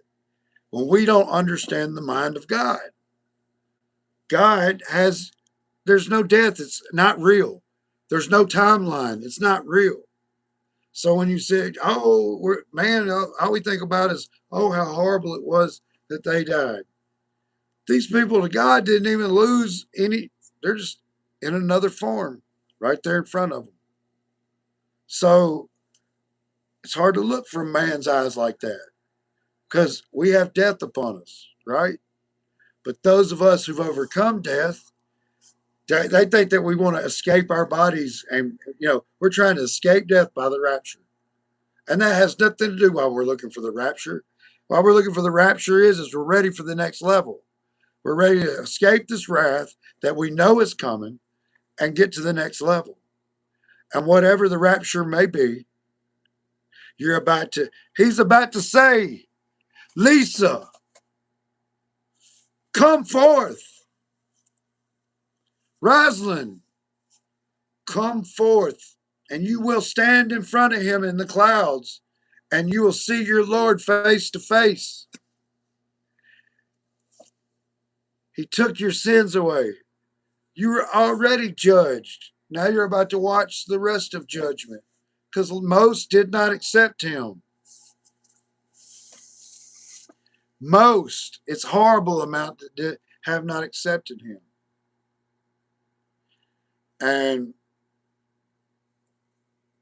Dog Pound says, Jesus appeared wrapped in light, no clear face, but seen the bottom of his garment, no words necessary, because the feeling I had was not of this world. The comfort and love was undescribed. That's what I'm saying, guys. We haven't even experienced this kind of love before. Not the pure love. We know that we love our children, right? You know the love you have for your children, the love you have for your spouse. You know how much you love your mama. You know what I mean? But that kind of love and the kind of love that really is so much better. It's so much more real. It's a love that God is love. Okay. Jesus, for those of you that just come in and chime into what we're talking about, Jesus is our Lord and Savior. He is the only way. There is no other door you can walk through besides His to get into heaven. He is the door. No man shall enter any other way but by the name of Jesus Christ. Yeshua, Yamash, Mashiach, I'm maybe saying it right. Yeshua, Christ, Jesus Christ, no man shall enter except for that way. And if they do, they will be thrown out. Simple as that. Simple as that. So now we're back to what we're talking about. Just wanted to get that clear with some of you guys that come in and think that we're just looking for a rapture and not Jesus. Okay. Uh, but anyway, so we don't know the way it's going to go. I've got I've always wanted, I'd love for him to come in here and find my clothes just sitting there with my socks in it and, you know, just everything there but me. That be the old school way, the Left Behind series. Remember how they did it? And I look at this Left Behind series, guys. Have you ever watched it? You guys are familiar with it? Well, it's from the 90s. So they didn't have crypto then and all that. A lot of things have come since then. But there are certain things I do notice. I was watching, I was like, okay, I used to watch and think, is Elon Musk the Antichrist? I just, because of all the things he's into, and that's the only one we really see that's into all these things, like publicly. And the guy that was the Antichrist on Left Behind His name was Nikola. And I was thinking, Nikola Tesla, you know, the guy that was the reporter who was Kirk Cameron, his name was Buck. And I was looking at like Tucker Carl Tuck, you know. I was like, maybe he's the reporter, you know, all these things because there's so many mirrored things that we received, like Charlie Kirk's death, okay? Then there's a movie that weirdly has all the same names and the same kind of death and the same kind of action. It's weird, guys. Uh, the book from Engel, what is it? Engel something Lockman, but from back in uh, the 18 or late 1800s, that wrote the book about little Baron Trump that lived on Fifth Avenue and was rich and traveled with his dog Bulger and had a Don in it. It's literally like, why do these things mirror like that? You know, it's not conspiracy. It's real. It's there. It's a real book. You know, it's like we get little trinkets of things. Do I think he's a time traveler? No, but I think that whoever was receiving something and just wrote a book about it and and I listened to that book and it has the last president. The last book is the last president. Is Trump our last president? We're looking for 10 kings. Is he possibly going to become one of the kings? You know what I'm saying? If you know the Left Behind series, then you kind of know what I'm talking about. But they had 10 kings. It's in the Bible. The 10 kings came together. And we're right there at that cut. The real men getting together to discuss how they're going to have peace.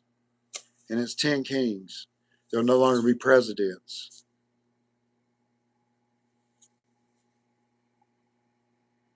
Yes, we're on high watch. We're on high watch week. What? Super high watch. In fact, we got to find a better word than super because we've been using super on all the ones that were wrong. We got to have a better word. Come on, guys. Help me out with it. Y'all help me with the Saints Assembly. That is the best name for us.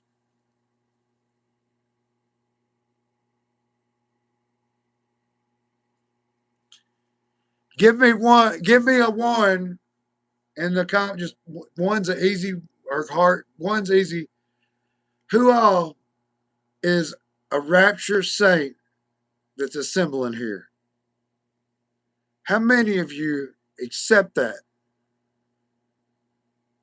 How many of you know you're a rapture saint and you're assembling? There we go. There we go. See, and the more of those I see, we're together now, guys. We're together. You know, I listen and I love watching you guys converse together. And it's really awesome in here because it's not just remember the chat rooms of the past, AOL. This is all we saw was the little right here, and that's how we did it. But now we can talk. I can repeat what you say, some of it, but look at all them ones. Thank you, guys. Thank you. We're here we are together as one accord. You don't get that much. You got to understand, you don't get that much. Everybody's divided. Everybody's divided. But one thing that we got clear is that all of us believe that Jesus is coming to get us in some kind of way. And, I I don't always say the perfect words. Look, I'll have a video like the video and I did great. Okay. I mean, just took off. Okay. And I had like 30 new subscribers, but I also had four just drop me. Four dropped, 30, it's okay to grow and lose a little, but you can see how, and maybe sometimes they accidentally, I know that sometimes I've looked and I'm like, I'm already subscribed to them. Why am I I got to subscribe to them again because I thought I was. And it's just because I accidentally hit the wrong button on TV. Okay, so I understand some of that goes on, whatever. But overall, we've been growing, and we're growing at a fast rate. The videos are picking up, which shows that more people are getting interested. But we're not mainstream. I don't want to be mainstream because mainstream means they're all watching and they're not going to be watching. This is more like what the end of the season, they're all through with it. They're done with it. They don't want to hear it. Here it is. We're at the end of the season, more excited than when they first started talking about it. Are we not? Right. No melting down. This is a positive place. We're looking for Jesus. And you can be yourself. You can talk about your problems, your habits, your whatever that you feel that you need. But I'm here to tell you that God will work on you with it. It's the relationship that matters.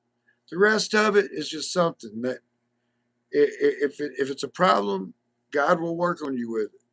But if it doesn't come between you and Him, and I don't know what to say. I can't say what comes between you and Him.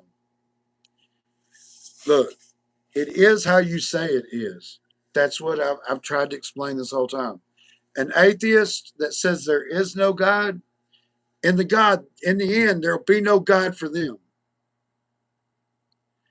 And it is what you say it is for you. So that's why the Bible says don't argue about it. Because whatever you believe in, or however far your belief goes, whatever restrictions you put on God, those restrictions are in place whenever He shows up for you. Where I have no restrictions on my God, our God.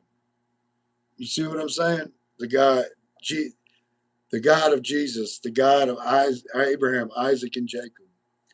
That's our God. And I'm here to tell you,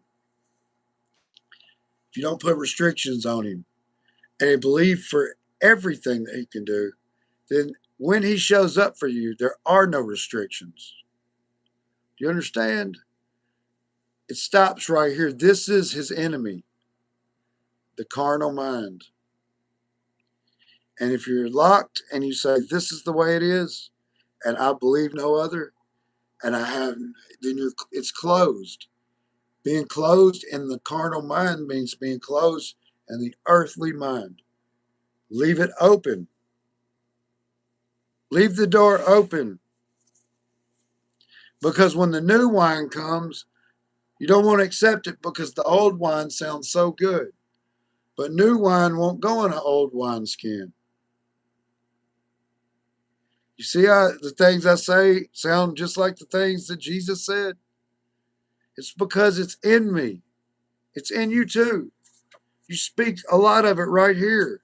I know you're not reading your Bibles and just these aren't copy pastes.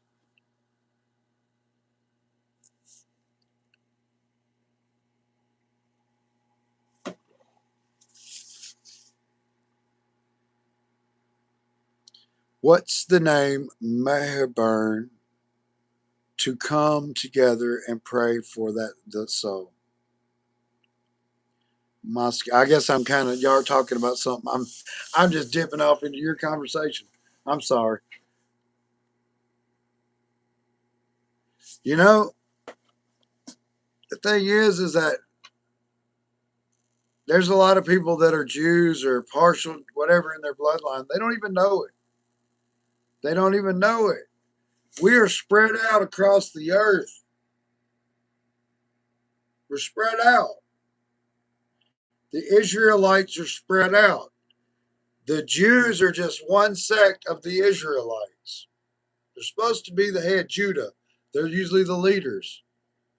Okay? Or the Levites are usually the priests. But what good is it to have a whole tribe of Levites?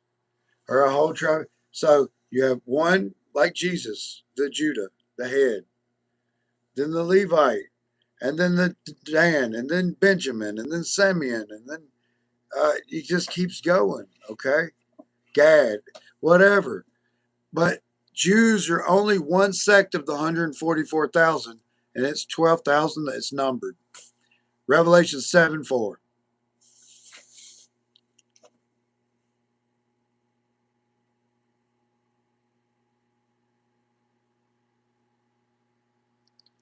That's right. If we're going to get high in here, we're going to be high on the Holy Spirit, right?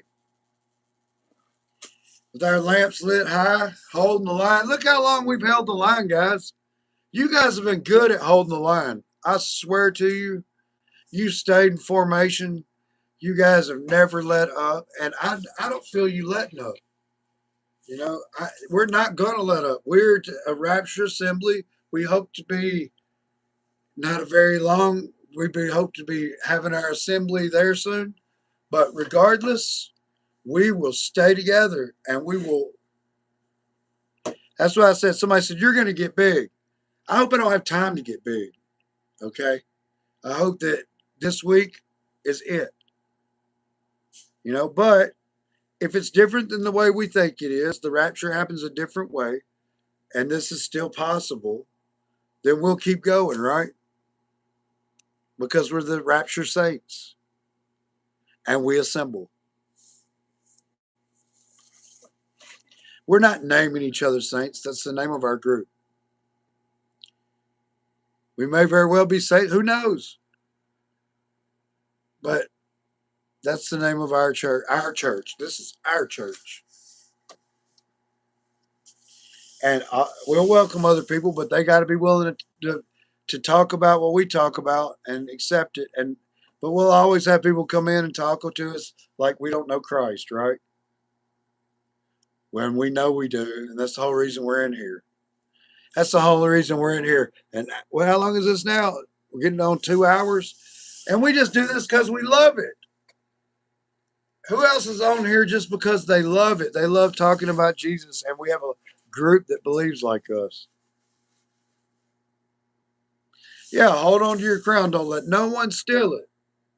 They're going to try to tell you there's no rapture, show you scriptures that go with it. They're going to try to do all these things because it hasn't been unlocked for them. It is a door that has to look. When you accepted Jesus, was that not a door you had to walk through? He opened it and you walked through it. But there's many doors, and he's at the door wanting to show you that you don't have to have wrath. But it's an invitation. I would say that, let me say that better. It's an invitation. What do we know about invitations? Is it like when they did the mass mailing, what was it? When they did for the president, when they were electing him, and they sent invitation out to everyone and people. Well, this way is through the Bible. If you see it through the Bible, that's a direct invitation. That's directly from Jesus. And Jesus told you to go out and invite other people because you got the direct invitation. Now, they have to either hear it from your voice and understand it or get their own invitation. But they can be invited through you. And you can invite whoever you want. But if they get there and they don't have the right clothes, then they didn't escape wrath. You understand? They'll be there, and Jesus will approach them and say, "Hey, I never knew you." You'll have people say, "I cast out demons in your name, Lord. I did all these things, but your heart wasn't with me." You see what I'm saying? He said, "Depart from me. I never knew you." And it's going to be the people that aren't expected, the people our whole life. I'll tell you what, one of the greatest men to ever watch. If you ever get, I know you know who Billy Graham is, but if you go back to some of his 80s, they have them online. You go back and watch him. This man, you felt God coming out of his voice. You felt the thunder. I mean, and he brought many to Christ. That was his job. He would bring up stadiums, would be walking up front. Stadiums. He'd fill a whole football stadium. But guys, like I say, I love you, and I really enjoy this, and I appreciate you guys every bit of it. This is where, if you guys enjoy it, we'll be here. I'll start setting the time. Try to make it. If sometimes you guys got more things to do, maybe we can set it at a different time. And do it a little later or a little earlier, whatever.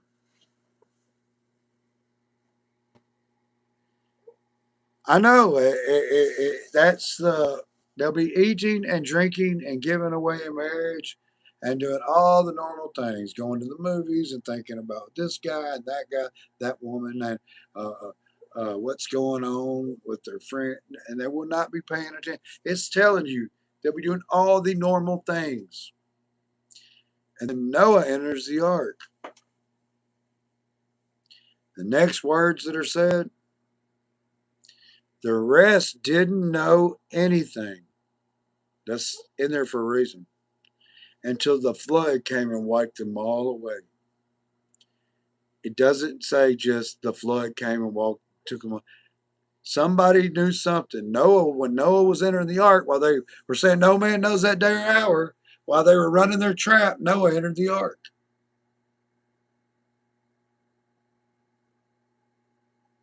Noah knew, and at the right time, you're going to know exactly what happened. You are Noah. You represent Noah.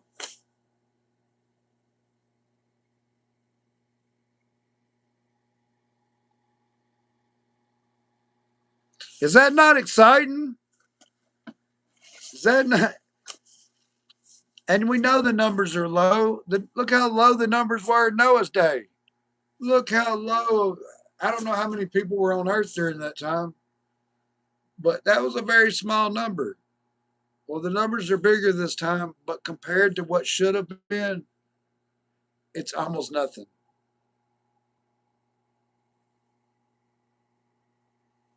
But the Bible said they outnumbered us.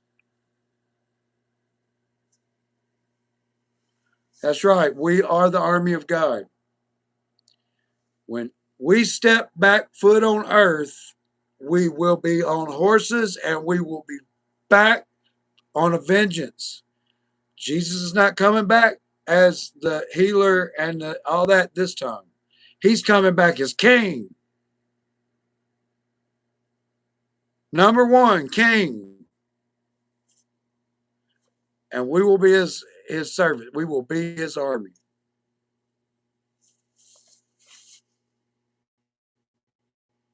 The final generation. When Israel became a nation in 1948, okay, that generation, the baby boomer generation is who they were the ones to see it come to pass. That generation is not supposed to pass away until it's completed. How old are they? How old is Israel? Because on the eighth day of this month, the eighth day, or when the candle's lit, that candle's lit, the last one. The people that were for that age will be 77 years old, 7 months and 7 days. That's pretty old, guys. Does that make sense? That generation would not pass away till it's all completed.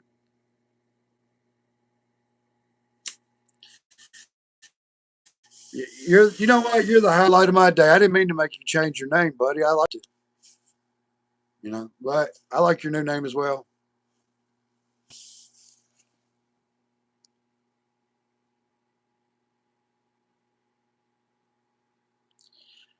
Uh, how big is a menorah? Look at the menorah.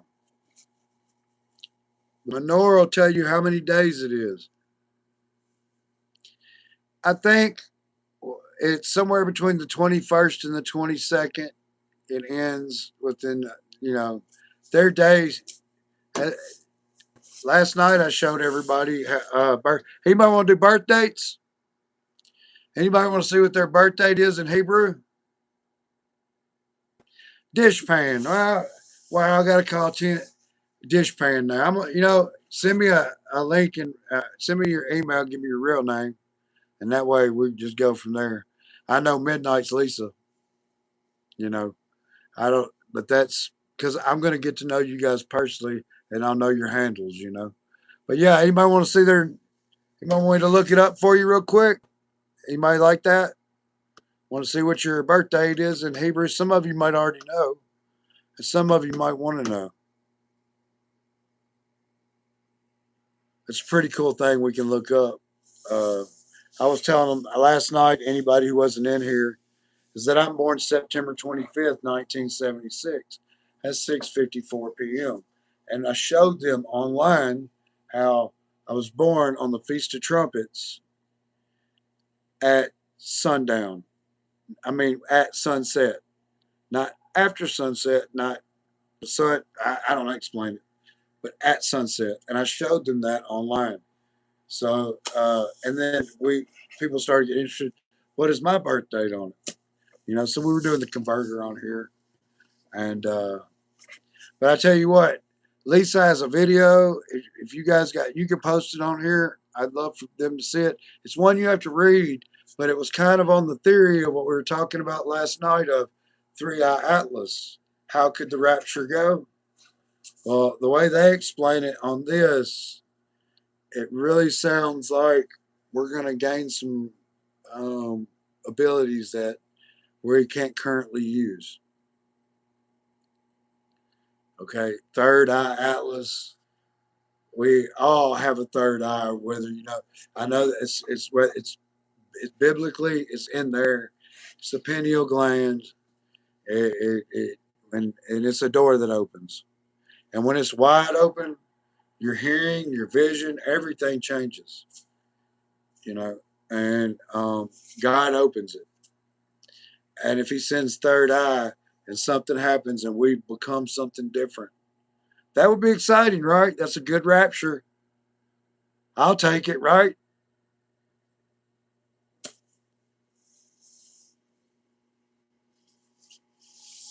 That's what I believe. And the thing is that we're just saying that the word rapture and what we think it is, we know it's avoiding wrath regardless. We know that we'll be with Jesus regardless. But what do we know about the rest of it is only bits and pieces, you know? And we can only put in our mind why did they call it 3-eye Atlas? Where did it get that name from? Why is it called that? Yeah, I believe Wormwood's coming in 2029. We won't be here for that. Or we'll be something different. The way it looks, guys, when you're raising your incorruptible body, this is the way I see it. If you want to know the way I see it, I'll go on and say it. I'm believing the rapture is more like what we were just discussing. I believe that you guys are the witnesses. I believe that, and there's more than just us. And I believe that for 3 years, or however long it is, they're going to feel tormented by us while we prophesy the entire time, all over the streets, all over the world. Some in Jerusalem in that area, some here, some everywhere. And with special abilities, and wrath won't be affecting us, which will make them hate us. And eventually they're going to be overpower us, and it says kill them. But we know death is an illusion. So for 3 days we'll lay in the streets, and they'll give each other away presents and be happy we're gone. They finally got rid of the annoying people who have these abilities and prophesy about God. And then all at once we'll all raise up and ascend right in front of them. And then they will feel the dread of wrath that's coming after that. And it says they'll still shake their fist at God.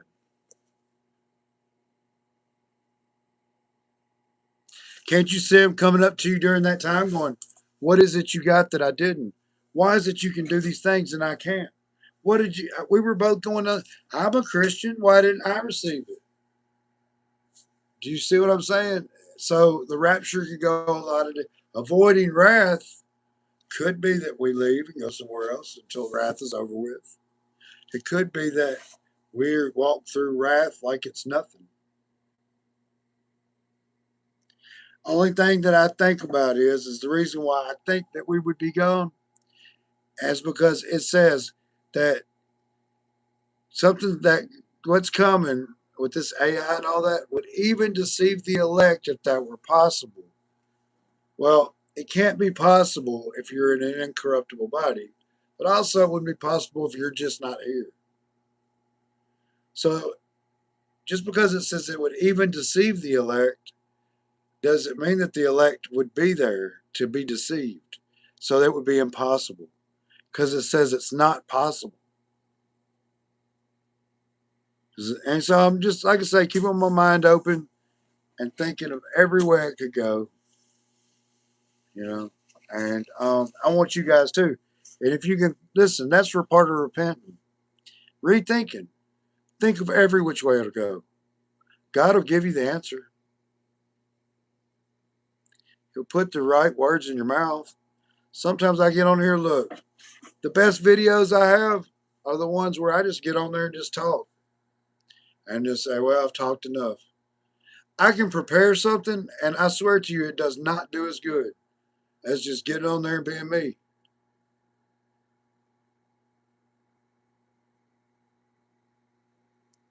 That's right. We got an appointment coming up, guys. I believe this third eye has it's an appointment. It's our appointment. It's coming.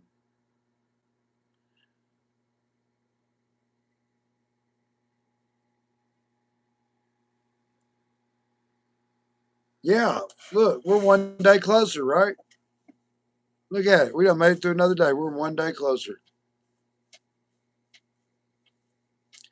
And look how great it is to believe. Don't you feel good? Doesn't it give you a little spark in your life?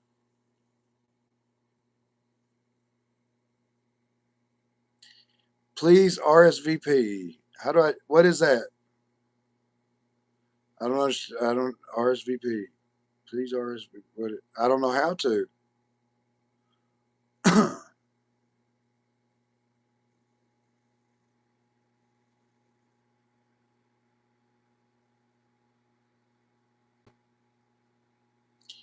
Yes, they are. But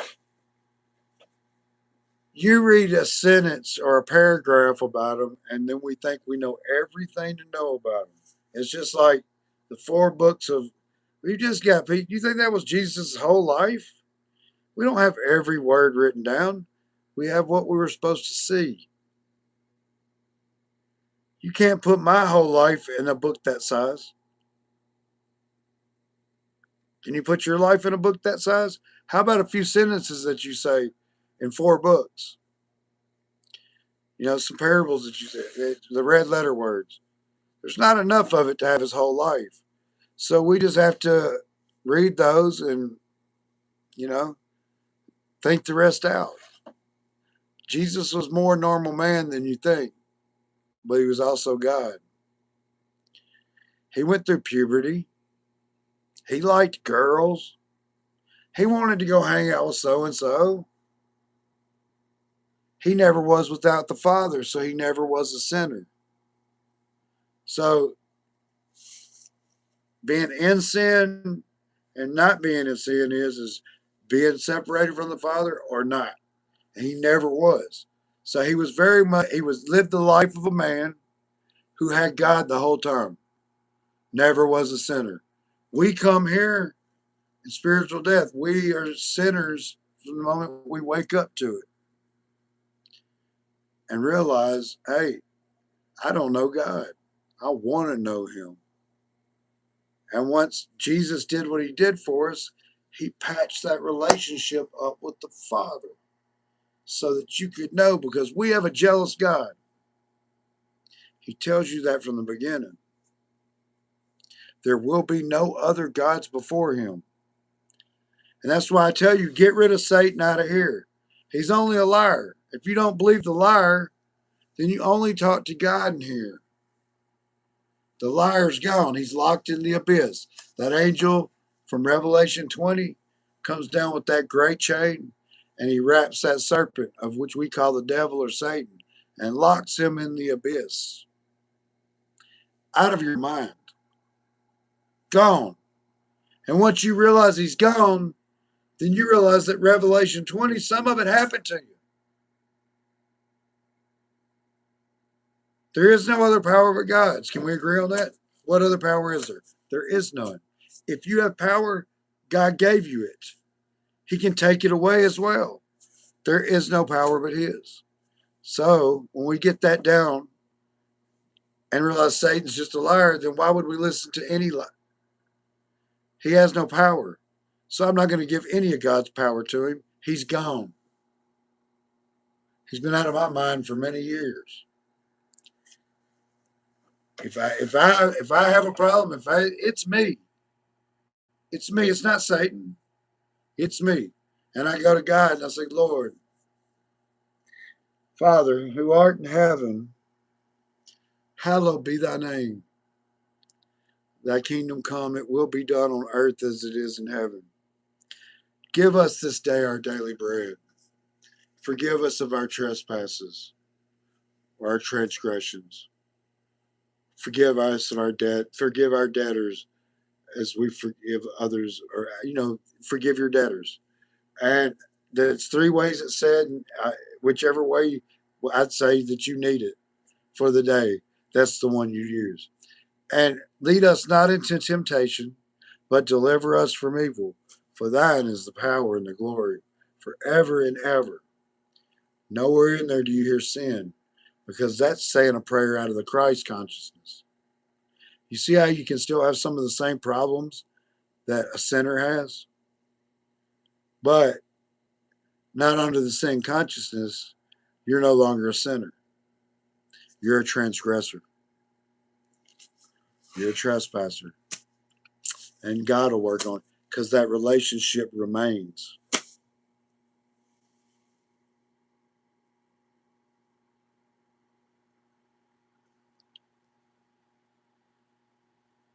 Now, it's hard for me to tell that. You can't walk in a church and say that. They will throw you out for saying that. If you go tell somebody else that with no root, remember, you grow up quickly but if you don't understand it, don't repeat it. Because if you repeat it, they can steal your crown. That's the one that withers. But what I'm telling you will produce 30, 60, and 100 times what is sown. I'm teaching you how to no longer be a sinner, but still be you. When you realize Jesus, what made Jesus different is he was never separated from the Father. Adam wasn't separated from the Father, and then what he did is he separated himself from the Father. Jesus never had that problem.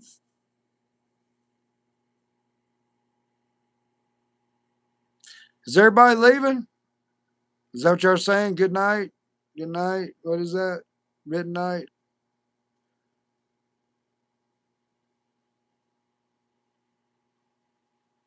Well, we've been over here over 2 hours. We've been on here for over 2 hours. It's fine. It's thinning out. I don't know a whole lot to say other than I'm excited and I want, to share the excitement with you guys and see your excitement because it fills my heart with joy. Mickey, what's up, Mickey? Here you go. Well, I'll stick around for a minute. I got more in me. Brian, you gone, bud?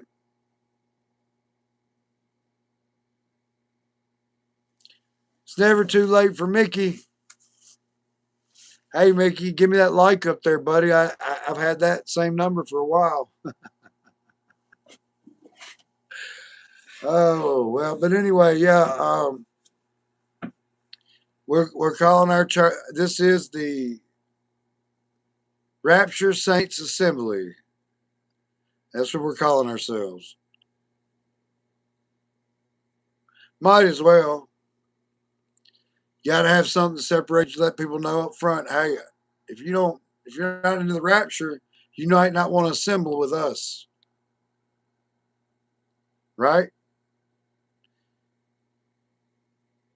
It's kind of an upfront kind of thing. So they know what they're looking for. They come in here, they're either looking for it or looking to argue it out.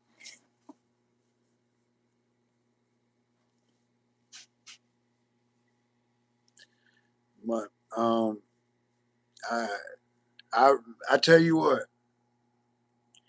Jesus Christ is coming, and He's got His reward with Him, and you guys are about to get it. He's coming. He's going to get us and take us with Him in some kind of manner. Some kind of manner. I can only imagine. And I imagine I don't have enough in my mind to imagine it the way it really will be.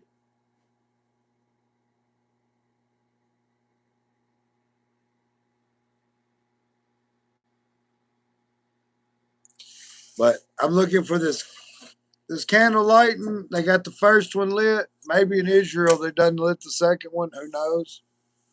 But I've got high hopes for that last candle. And you know what I'm talking about if you know what I'm talking about. The convergence of things on that last candle all come together when the last candle's lit, and that's strange in itself. When you say that's suspicious, anybody find that a bit suspicious?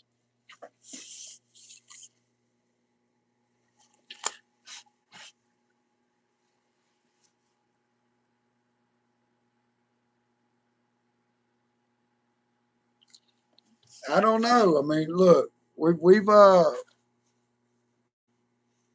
you look at it. I mean, we're growing. We are growing, but there's a lot of people that have way more, subscribers and people that believe or believe like they believe, and they're full. We're growing. Um, I don't know how long we have to grow, but wouldn't it be awesome if, like, all of a sudden, all the Rapture people just start jumping on, and we like doubled in a couple days, like just unbelievably. That'd be a miraculous thing. That'd make me excited. But we grow every day a little bit. We lose a few and we gain way more than that. But I just back when I said it in September, I was talking on one of my videos and I said, Jesus gave me the feeling like we could double this number before the rapture. And I was thinking like rapture in a few days then, right? Because of what people were saying. And I'll be doggone if it hadn't went long enough that we've doubled in number. I didn't even know what I was saying. Here we are the week of, and we've doubled that number that I talked about back when I said that. So it does grow. I can't stand the world anymore either. You know, let's just talk about we talk about some of the things that why we can't stand this world. Jesus can't stand the way this world is. You feel the Christ in you that gets sick when you see these things, these horrible acts. They never fail to do something just cannot believe some of the things that you see. And it's because you're seeing demons. You're seeing the Nephilim that have come through and they just cannot help but do horrible acts. You know, anything from, I don't know, I hate even bringing it up, but look at the school shoot. Look at this today, the Festival of Lights in Australia. Was it 16, 19 people got shot? Just trying to light a candle for the menorah for the first day of Hanukkah. what was it? A shooting. It's one of. It's every day, and shootings are just some of the things. Setting people on fire on train. I mean, these poor stabbing that poor girl in the neck, just getting up, stabbing her in the neck, and the news won't say what it is, guys. The news won't say what it is. Uh, it's very controlled. Like, I don't know. When that man killed the woman, that's the way they said it. The man had a mental problem, been arrested a bunch of times, but they didn't say what they'll say if it had been a white man that did the same thing. It would have been a hate crime, and it would have been said a white man stabbed a black woman in the neck, hate crime, whatever. But when the news says it the other way, it's just a man killed a woman. We know these things are wrong. It's just like telling you that there's no such thing as transgender. There's no such thing. It's a man who's put some boobs on him and dressed up like a woman. And all it is a man. No matter how you look at it, no matter what, there's no such thing but two genders, the one God gave us. That's it. But they want you to believe these abominable things and ignore what's real and what's right. And we can just keep going with that. What else do they try to force on us that we know it's not right, but we have to, like you can't say certain things on here because if you say certain key words, they copyright you or block you. It is insane how the world's going. And just because last time Trump was in office, things got better. And the day he was out of office, they removed everything in place. So that's what we had to look forward to. And we already see where they're going with it. This AI in churches, AI teaching something without a soul is teaching the Bible. The abomination is already in the place where he ought not be.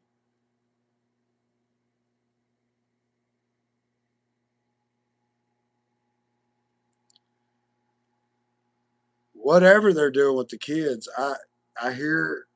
Well, let's put it this way: the thing that was called Q a couple of years ago, and then you remember Anon. You remember that? Why did they make those people just? Why did they quit? They canceled them because they were so close to what was right that they had to get rid of it, just like they did Trump. The cancellation, and they haven't. But these people were on to. They were on to what was right. It's true what they're doing to the children. And the biggest buyers of this are the ones in this country. The biggest purchasers.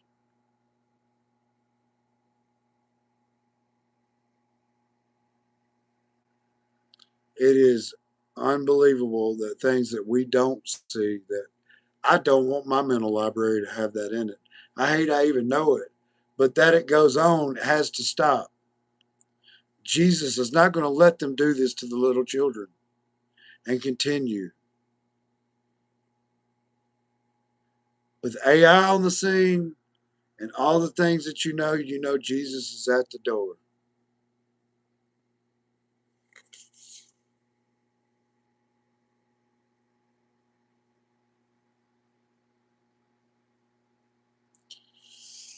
You know, I never got COVID. I never got it. I never got it. I never had it. I never wore a mask. I wore a mask like twice because I walked in the store and they wouldn't serve me until I put one on. I walked around, me and my wife, just like, and we never caught it. But I was told that I wouldn't catch these things. And I believed it, and I never did. And I would be around people that just had it or got it after I was there. But I never got it. Never got the thing. Never needed to. And I know that everybody was dying of it. until your family could go in there with you. When they went and dropped you off, they never saw you again. Correct? The moment they could go in there with you, oh, they stopped dying. Suddenly it's affecting a lot less. It's because they quit killing them. It's the truth. It's just the way it is.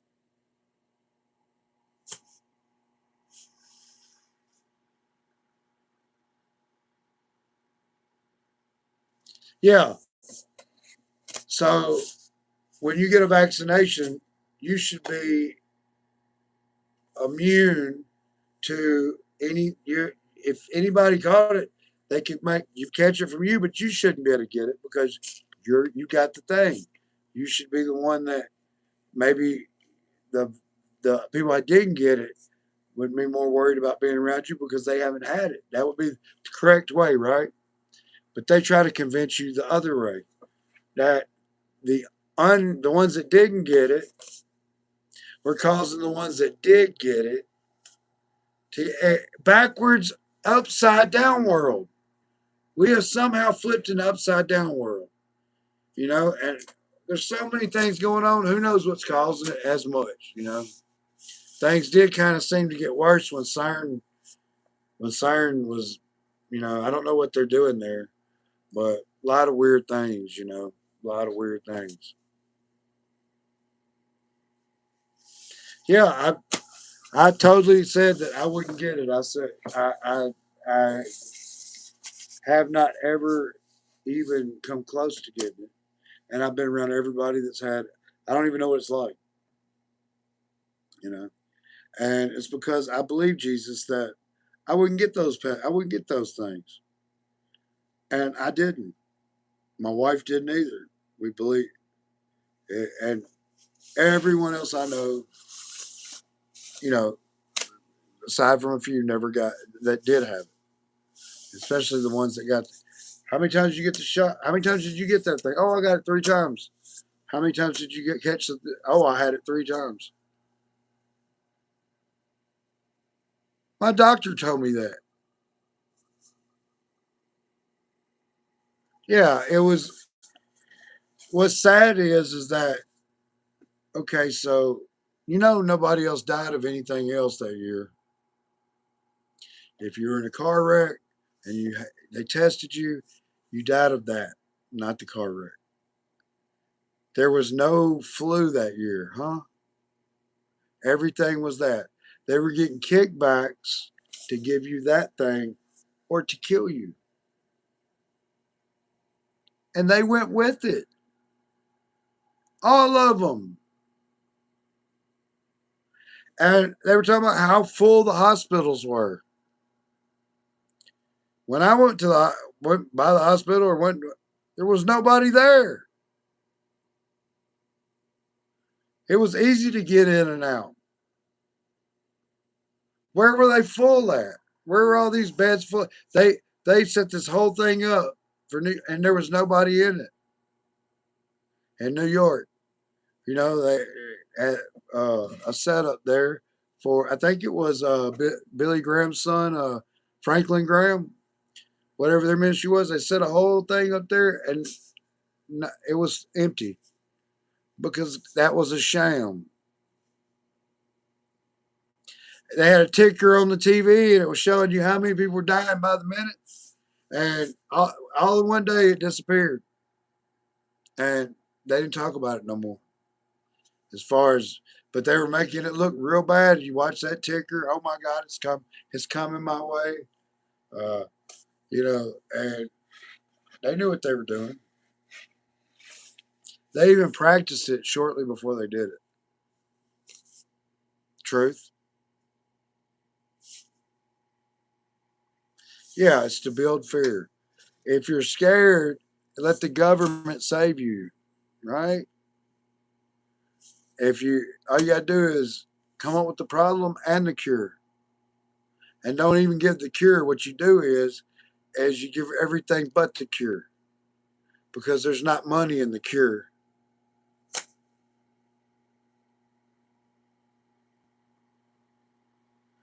Yeah, I went. I'll tell you what. I haven't been back to my parents' house since 2020. I have seen them since then, but they haven't really invited me. I went there, they were wearing face masks. They were very proud about getting their shots. And they were scared of us because we hadn't had any of that and didn't walk in. So made me put a mask on for Thanksgiving. And uh, we got into it over it, sort of about that. And they didn't really want us there because they didn't want to take the chance of getting it. Well, they all got it. Guess who didn't get it?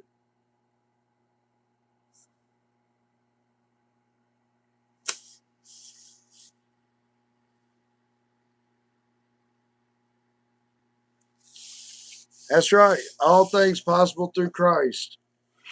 All things possible. And when people say that, they don't understand how it's all things possible. Count nothing out. With this rapture, as the days go by, and us not really understanding truly what it means, but we're expecting for it, right? We're expecting greatness. That's the thing. We're expecting greatness, and we're going to get it.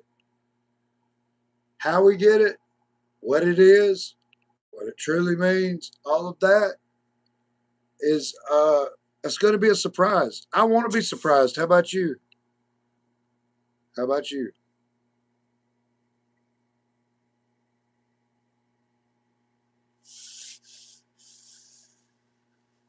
Yeah, a lot of families got broken up over it. It did break us up.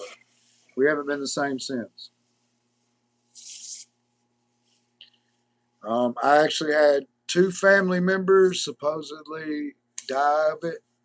One young one older one. But we never saw them again after they went to the hospital. They couldn't go in. Suddenly, when you could go in, your family members stopped dying. Now, what I was told is they were given two things that didn't go together. They put them on a respirator. I won't say what they are on here because I don't know how far I can go with that. But I do know what happened. You know, and we're all rapture believers. We've known something's been wrong since 2020, and time sped up in 2020. Time is sped up. The days go by faster. I can no more than get up and make a video that I'm not hearing the live, and the day's over. I mean, fast. And it's not because I'm getting older. Everybody's saying it, even young people. Would you not say that your day is over right before you get started? You see the sun come up. Next thing you know, it's down, and it's time to go to bed. And it's not like when I was a kid and it seemed like a day went for a good while. Yeah, anybody likes this? Anybody that can look out of their bubble and see what's going on and likes this, they got something wrong with them. Yeah, you got a mental problem. They got something off, you know, because I despise this world. I'm not talking about the actual earth itself, but I'm talking about the people in it. They're awful.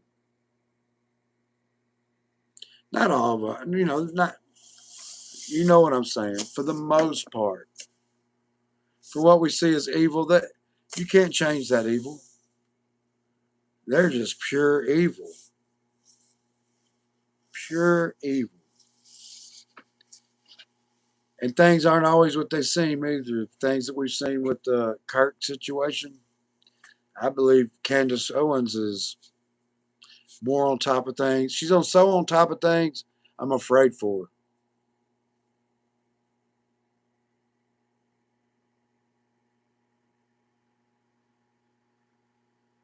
They do not shut you out unless you're right. There is, look, what is evil is called good, and what is good is called evil. That is a passage in the Bible. It says, in the last days, they will call good evil and evil good. And that's what happens. We see it on TV all the time. They talk about women's, uh, what is it?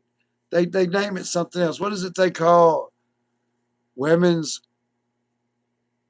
something uh, family? It has something to do. I can't say the name of it right now, but it is about abortion. But they call it affirming care, or what do they call it? They make it sound good. Yeah, but it's a different word. It sounds like they're helping women with their, but they're not. It's about abortion, and but they call it something care, just like they call transgenderism transgender affirming care. They make it sound like health care. They want. That's where the world's headed. It's not going to get better. They're going to force this at some point. They want to force it. It's over, guys. Jesus is coming. Jesus is coming. They got AI teaching in churches. They're integrating it in church. Are you crazy? Is that absolutely nuts? It's warned about in Revelation. The talking object, the inanimate object that speaks, that causes the whole world to follow the beast. AI is that inanimate object that speaks.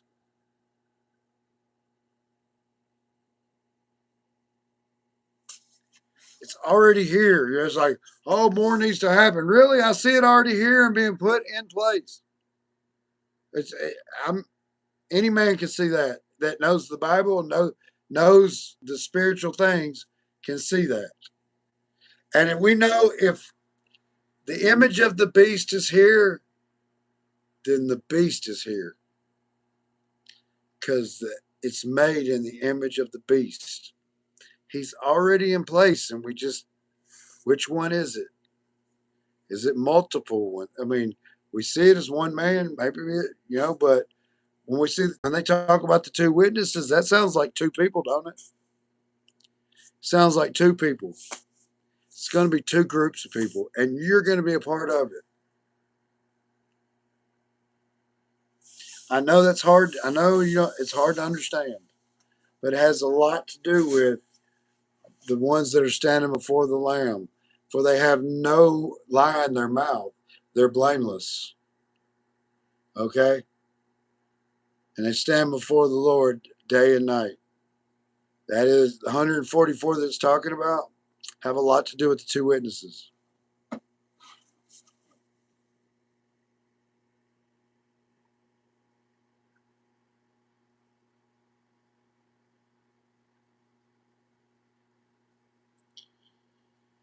Yeah, but he only has lies. He only tricks you with lies. Look, philosophy teacher, I've told this before, but when I was in college, his whole thing was there was no God. And he didn't like me very, because I always got him. Just like, but one of the things he said was, if God's so infinite, so omnipotent, so uh, then why are there gay people, like people stuck in the wrong bodies? Why do we have all these horrible things happen? Why would a why would a loving God allow that? Let me tell you something. We weren't meant to be stuck in bodies. We were meant to live forever. That means that you could move from body to body. If something happened to it, you just move to a different body. So he said, why do we have people that are born with disfigurations and all that? If God's so perfect, if you weren't meant to be stuck in the body, then you'd never be stuck in a disfigured body. You would never be stuck in anything but a perfect body, because you're not stuck. But when man did what God asked him not to, he got stuck in the body, which messed the order of things up. So now a feminine can be stuck in a masculine body and a masculine go in a feminine body. Okay? We call them eunuchs. But what I'm saying is God didn't do that. God didn't get you stuck in a disfigured body. Man did that when he messed up and got us stuck in the body. Does that make sense?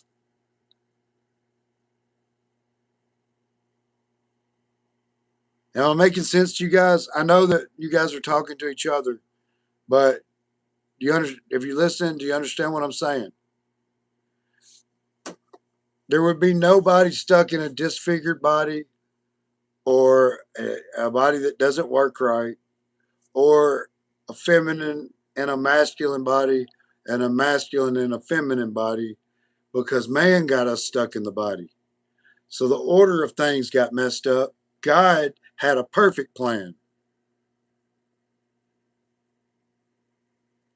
So if anybody ever asks you that question, you have the answer for it. And it's that God had a perfect plan and man messed it up. So there would be no feminine. Feminine would be in a feminine body automatically. Masculine would be in a masculine body automatically. And if something happened, if it was a disfigured body, you just wouldn't be in it. It would be discarded and you would be in a perfect body. You would never be stuck. But we got stuck when we ate of that fruit of which we were not supposed to. Make sense?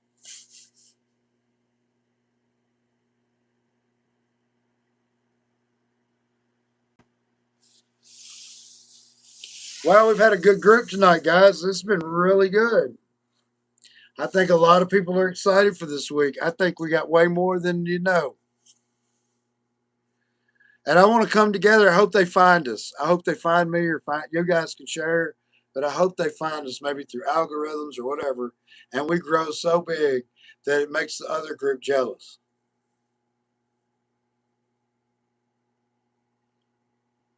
In just a week's time.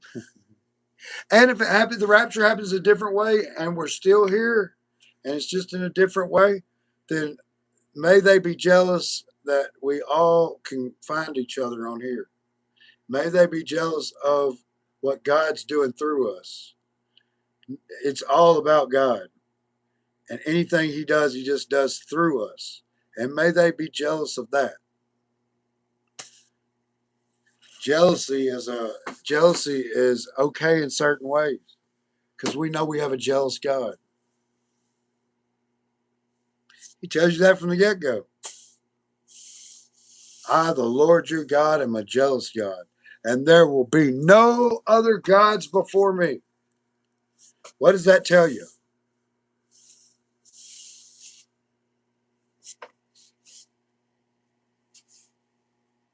It's a natural trait. If I pet my dog, the other one gets jealous, comes over there and tries to get petted. It's natural. It runs through us because our God is jealous.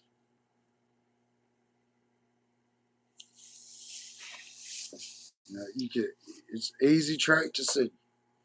Um,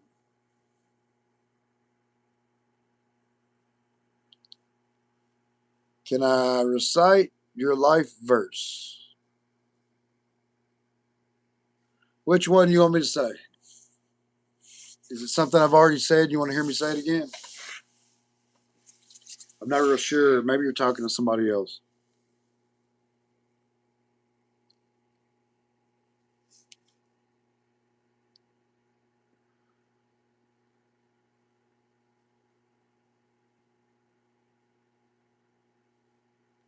Oh, okay.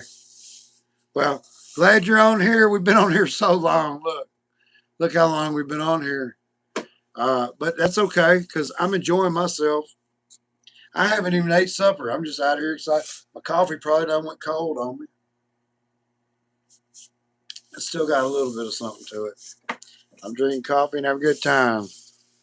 Brian, I'm glad you're here, brother. I am. Hey, uh, anybody that wants to be a part of the Rapture Saints Assembly, that's what we are.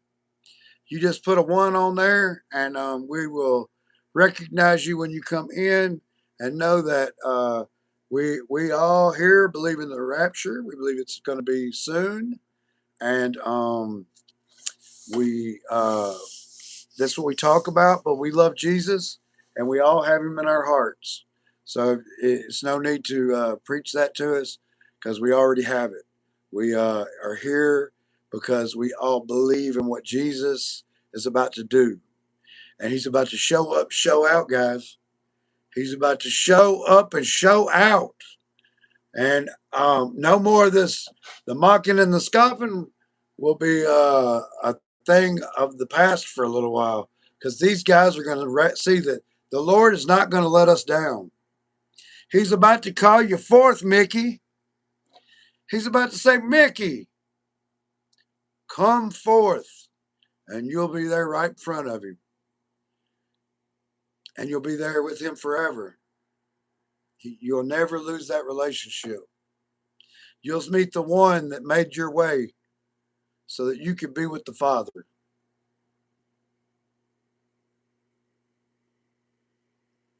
Lisa, you know he's gonna call your name, baby. Jimmy, you got very little time left, buddy. And all this will have been worth it. All of this will be worth it. Look, I was told 10 years, 10 years ago. Now we can only take 10 years so many different ways. It still makes it soon, no matter how you look at it. Whether it was an exact 10 years, like we believe for this week, just so happens to be the same time that I was told, or you can't take 10 years much further than that, right?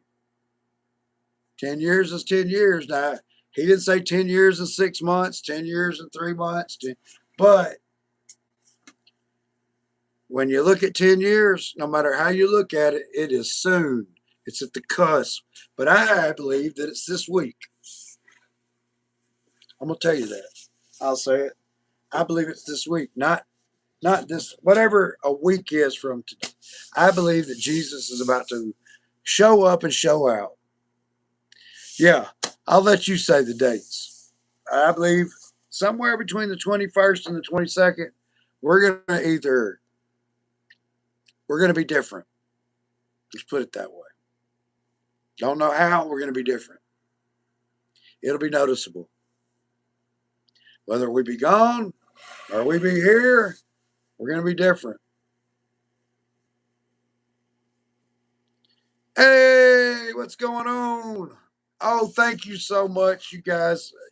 I tell you, uh, thank you so much. I appreciate that. That helps the ministry, helps me out, uh,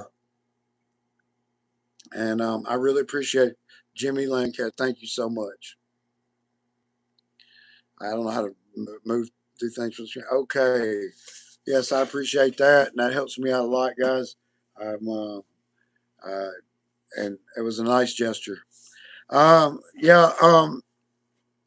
and guys, I love you so much, and Jesus loves you, and just know that I get on here daily because I worry about, I know just a little bit of time can go by, and how they work on our minds, and I know what you go through, and that's why I was given. Okay, okay, so as a Levite, I told you I was a Levite, right?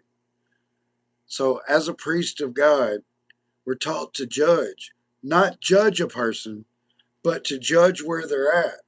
All they got to do is talk for a little while, and we can understand that what we've got to say to bring them further. So it's judging to see where they're at and bring them further. So when people think of judges, they think, oh, judging like being sentenced. There's different kinds of judging, guys. And as a as a Levite, I'm able to hear where a person is, hear what they've got, and bring them further and show them other things. So it's exciting. It's the job guy Jesus gave me, and I love to do it. and I'm ready to get. Right now, it's time to get the bride ready because the bridegroom's coming. The bridegroom's coming, and you guys are all ready. I know you are.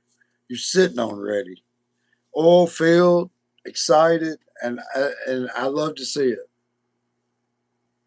And you know, I don't know. I just don't know how to be anymore. Like each day this week's going to be a mind blower. I believe that each day we're going to have something different and new that happens. Hopefully not bad things. Like them shooting up the lighting of the festival lights. It was a Jewish thing, and they shot them up. Why is this happen? Why do people do that? It's just evil. It's just evil. I don't want to be here no more. Lord, come get me. I do not want to be here anymore. I've had enough. This world's crazy.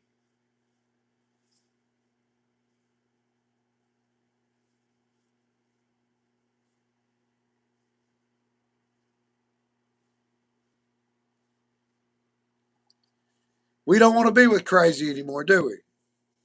Upside down world. Somehow we don't necessarily. We got bizarro world. Bizarro. Think of how bizarre. The most weirdest thing I could think of in life would be, what if a man dressed like a woman, ended up president? I'll be doggone if that crazy stuff didn't happen. It would happen. It is nuts. We've come that far.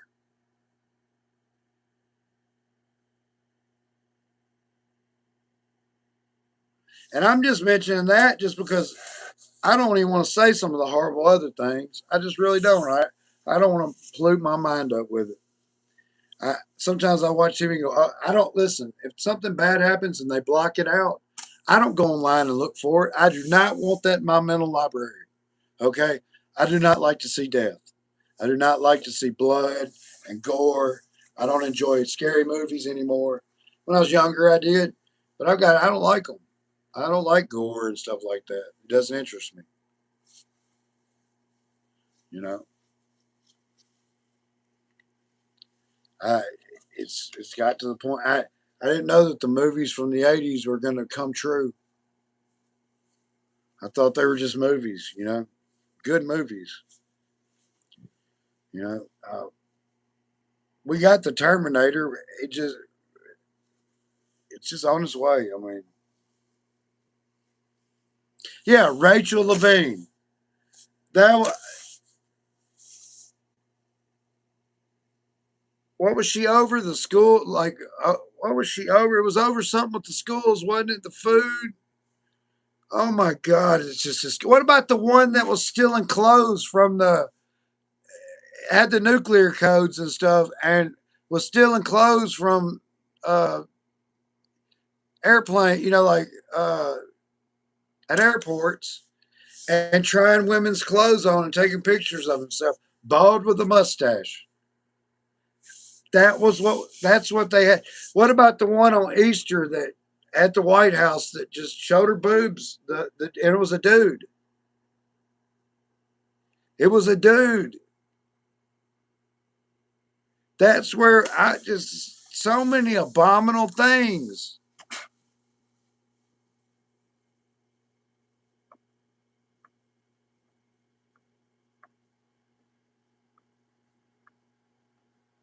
I haven't seen it. I haven't seen it. I don't think those movies, but the gore movies, the scary movies of the past. I'm not interested. I don't want to see. I just don't want to see it. I don't care to see that type of stuff. You know. I spend most of my time looking up Rapture things on YouTube, or anybody that comes out with something new, uh, or some kind of spiritual thing. Sometimes throughout the night, I watch some of those spirit, and they really help me out. I like. Only preacher I really like is I love to listen to John Hagee. just because that's a rapture believing man right there. And when he shouts, I feel I feel chills run down me. I like him pretty good for an old time preacher. But most of it I like on YouTube. Most of the people I find that are really searching hard and looking for things are on YouTube. You know, I do have TikTok, and I have more followers on TikTok, but I relate more with YouTubers, if that makes sense. I can do lives on TikTok. I've done one.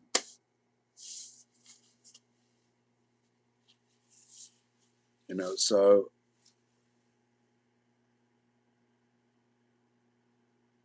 oh yeah. They push it in cartoons. They're making those relationships in cartoons for your kids. That's what Disney has for them. You know, it's everything that you can think. This is Mystery Babylon. Anybody disagree? This is Mystery Babylon. If you were in the Bible thinking of the mystery place, America being the melting pot of, it's really just a big experiment, is Mystery Babylon. Everybody's shared in her riches, made everybody rich around the world. And when she's destroyed, they'll all be sitting back watching it burn because America is Mystery Babylon. It's as bad as it. I mean, look at the things we're finding out about people like P Diddy. How does this man get away with this much in a 30-year time?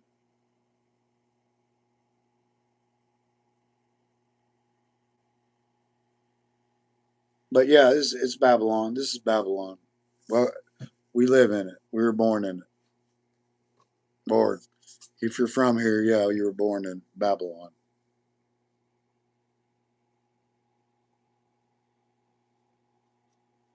Yeah, it's 100% ludicrous.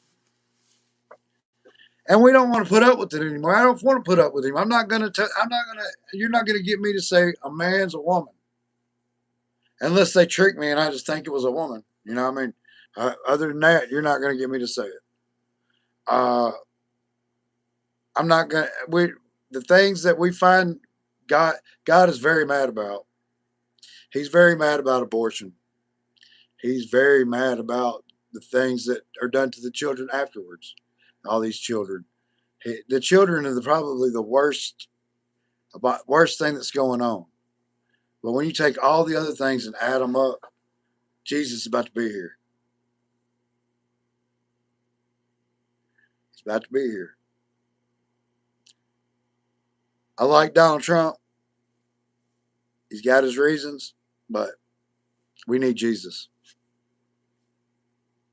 We just do.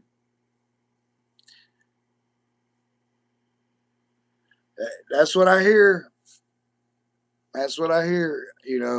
I don't know how true that adrenochrome thing is. I don't know. But, you know, as far as that goes, that's getting, but the trafficking it's happening right here. Right here. You don't know if your next door neighbor don't have somebody locked in their basement, some little kid that they done bought off the internet. And they were doing it right in our faces for a while. Like you see a pair of shoes on Amazon, size kid 6 for $6,000. The other one's the same, it'd be $30 and $20, and a pair for $6,000. And what they were doing is they were telling you what size the kid was, and you knew what gender they were by what shoe it was, and they would sell you the child for $6,000. And it was all over the internet for a while. Like just didn't know what it was, and then by the time we found out what it was, they removed it. Anybody disagree with that? Yeah, Wayfair was doing it. They're they do it. You see that unbelievable price on something weird, and it was always some children's item, and it's just the size of the child by what shoe they wear, what gender they were, by what color it was, and how much they costed, and they were doing it in our faces. And I don't know if I'm going to get this copyrighted or banned for saying so, but you know, just letting you know, guys.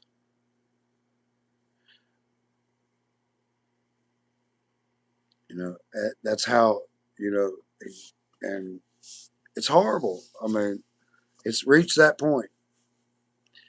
They love to do it in our faces so that they feel like they got away with something.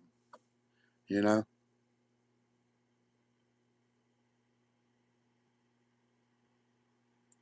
yeah, one shoe, $5,000, and you see the same shoe over here for 20. Why is it 5,020? I used to think about that and be like, this is weird. Why would anybody take their time to put that on the internet? Like, it takes time to put that stuff in.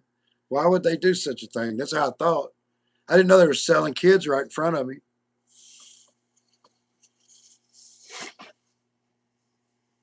Do y'all remember that? Does everybody remember that? Just a few years ago, when they stopped seeing that stuff.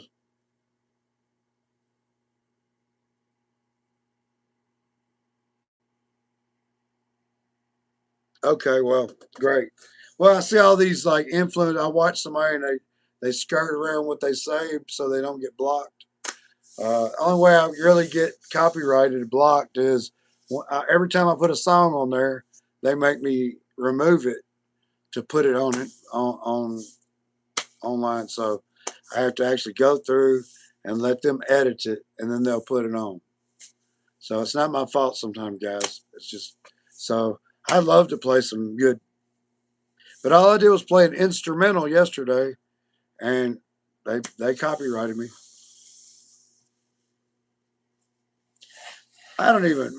I just when I hear about that's where everything went. Used to the web used to be like so big and nice, and you could get all these like I was talking about yesterday. Well, they say that only 5% is on the web that we see, and then 90% is on the dark web, and then there's this other thing down below that. But I'll never go there to look. I'm not going to pollute my mind with that crap. I do not want to see it, but it's alarming to think it's out there. What you can buy. Oh, I'm ready to go, Lord. I can't deal with this. I can't do it. I can't do it. You know. They always have a fall guy too, like Jared the Subway guy. He was the smallest guy that they could get, and act like they're really doing something, you know, when all of them were doing it.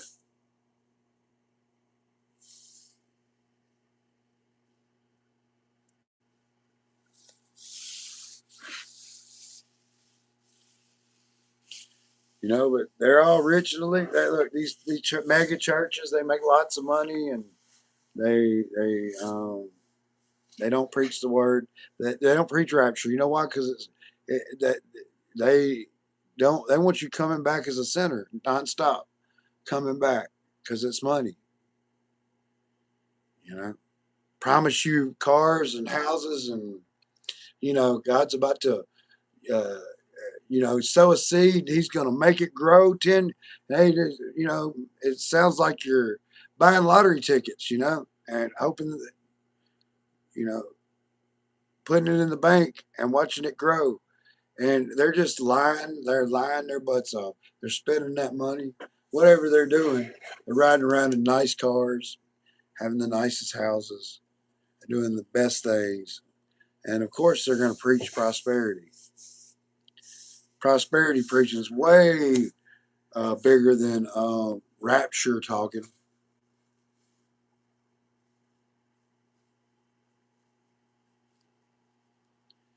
Being ready for the Lord, being really excited. spending your night. I don't know. I don't know what is 3 hours. We're nearing. We might be over 3 hours. I don't know. I can't really. I told you I'm not good with numbers, guys. Yeah, she's one of the biggest ones. Her, Joel Osteen, T.D. Jakes has been a real disappointment. Paula White, prosperity preachers. Uh, I know them all, guys. I've watched them for years, you know, and I've sent them money. I sent them money one time. They told me that they were putting satellites in the sky for so that people in prison could get uh, to see TBN because they get TVs in prison, and they said for every dollar you send, one prisoner gets to see it. So I was like, I sent 200 because I thought that'd be nice if 200 prisoners got to see, hear about the Lord through it. And then you realize that only a small percent of that money even goes to any of it. Most of it goes into their pocket. But I had the right, I did it right in my heart. Okay. Uh, but I don't know what they really did with the money. I don't know. They sent me a prayer cloth that I don't have anymore. I don't know. But I used to watch it and believe it. But, you do hear truths in there amongst the lies, but there is no lie in the truth.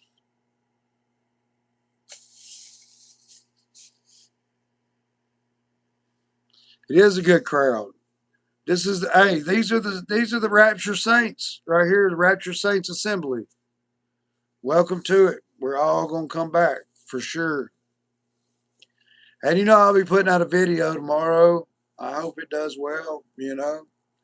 Uh, the guy puts the right words in my mouth, but I just usually do better just talking, just being me. I do be me, and everybody. This is the best video ever. If I try to like have something to say and put it together, and it do okay, you know. But the ones where I'm just me, just right me. I'm not going to pretend to pretend to be anybody else. I'm an open book, you know. And I love Jesus Christ with all my heart and soul. Above all, I love God more than I love anything here.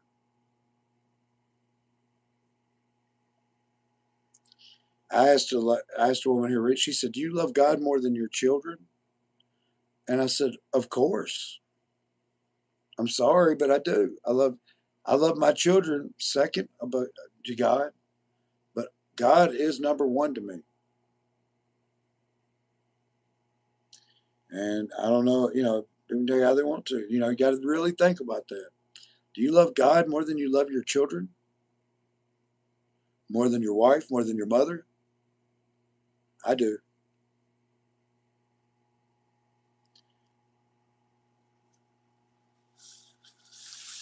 But I love them second.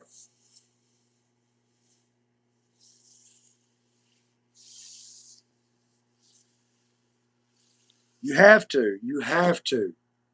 Look, it's hard thinking like when your kids are little. It's like, man, what about my kids? Your kids are, you know, the thing is that everybody, it's to each person to get what they're supposed to get. If your kids have to go through wrath, and that's what it takes to get them there, then we want them to go through wrath so they get there. You understand that? Not everybody can get there unless they have some wrath. You don't look up unless you're put flat on your back sometimes. And these people aren't looking up. They love this world. Whether it be our kids, our parents, our loved ones, whoever, our co-workers, fellow church people, fellow whatever, they love their little world. And like I was saying, you have to let go. I love my children, but I love God more. Nothing comes before him. I'll do whatever he asks me to do. Whatever. And if that means that I had to stay and you guys go, know that I'll be with you there soon because I'll be one of the first ones to lay down my life. The first ones. I'm not going to run all over the world hiding. I'll step right out and say I don't take the mark and let them take my head off, and I'll see you at the banquet. But I don't have to do that because God knows I would do that. Plain and simple. Death is not as bad as what they make it seem. It may look bad to the people looking from the outside, but living's harder than dying.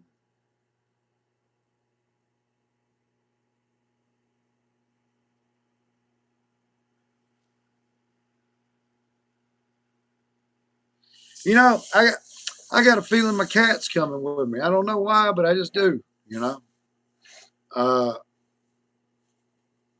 I just do. I feel like he's coming with me. It's one of those things. You know, my dog died 2 days before, a day before the September 23rd thing. My dog that I've 10 years died, and I didn't have time to even. I was so wrapped up in the rapture that I didn't have time to grieve. I just didn't grieve a whole lot because, and I loved that dog. She loved me, you know. But um, I've got other things in my mind, you know, that I'm instead of focusing on illusions, I'll see her again. I ain't worried about it.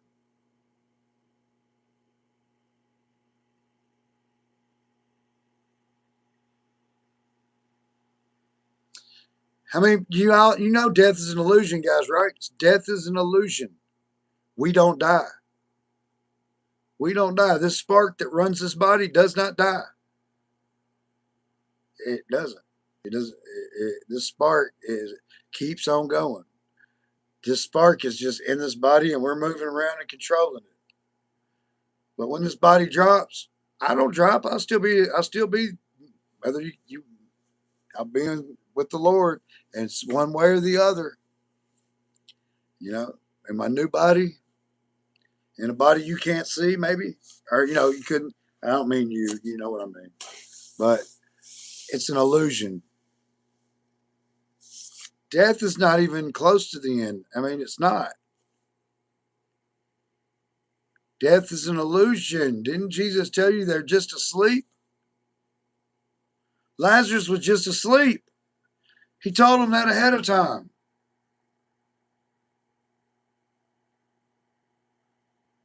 When he called Lazarus forth, it wasn't out of death, it was out of sleep.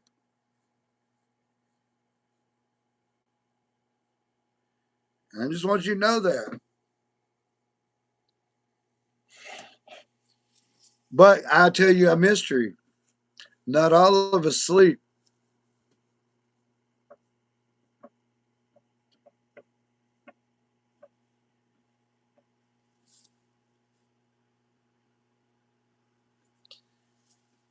The Lord will come down out of heaven with the shout of an archangel. And first the dead will rise, and then the living, and will be called up together to meet him in the air. Just like that. And when we talk about second, let's go over to their verse in second Thessalonians. I used to use this too when Paul repreaches it because they had thought that the rapture might have already happened. Because if their sister came up missing or a family member come up missing, they thought maybe the rapture had already happened because they thought they were in the last days, but they weren't. That's why Jesus kept on with them. Don't worry about it because you won't be there. You'll be. It's happening a long time from now. However, when Paul repreaches, he says, "Do not be easily alarmed by some prophecy or report saying that the Lord had already come.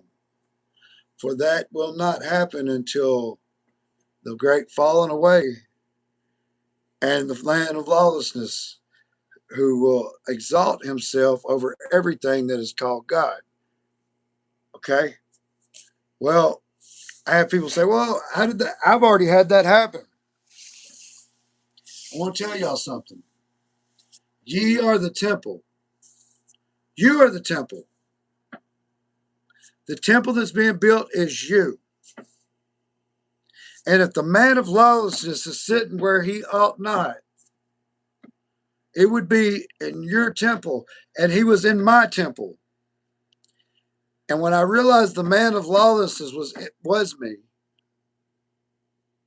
okay,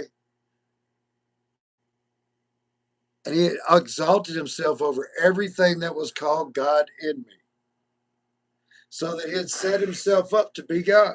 When I realized that, I put him out and let God take over. So these things that they talk about now, will this happen? That was a spiritual. That's the spiritual way.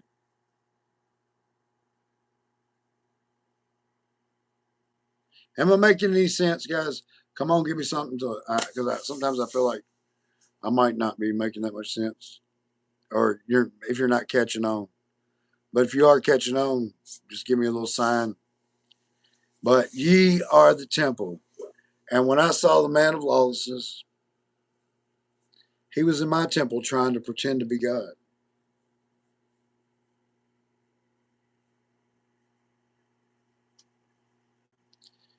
Their temple is not built by man's hands.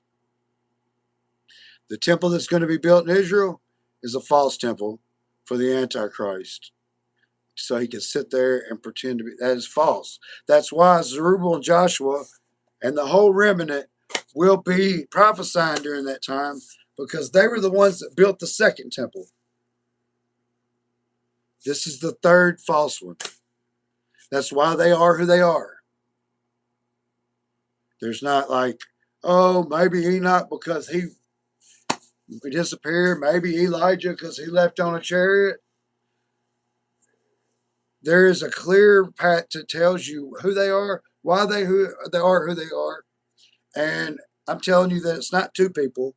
He says, I'll raise their spirit. So it's the spirit of Joshua and the spirit of Zerubbabel and all these people. Like John the Baptist was Elijah, but he was John the Baptist, but he had Elijah. Anybody looked at him and called him Elijah? No. They called him John the Baptist, but he had the spirit of Elijah on him. Much like you guys will have the spirits on you, guiding you, teaching you, showing you your new gifts. I I don't want to get too far off now, because there's a lot to talk about and I have a lot to say, but I don't like to do it all at once because I don't want to lose people and in the midst of what I know and what I can say. You know, like sometimes you can go. My wife used to be here. Here, see, she was the spirit of Zerubbabel. Zerubbabel lays the foundation, so she can tell if I'm unlevel, right? And sometimes she can bring me back down to earth. You know, like, hey, you need to dial it down. Maybe I'm over, like going too far. You know, dial it down a little bit. I don't know how to explain that, but it's the truth. Zerubbabel lays the foundation and Joshua builds. So when you lay the foundation of something, you can tell when it's unlevel.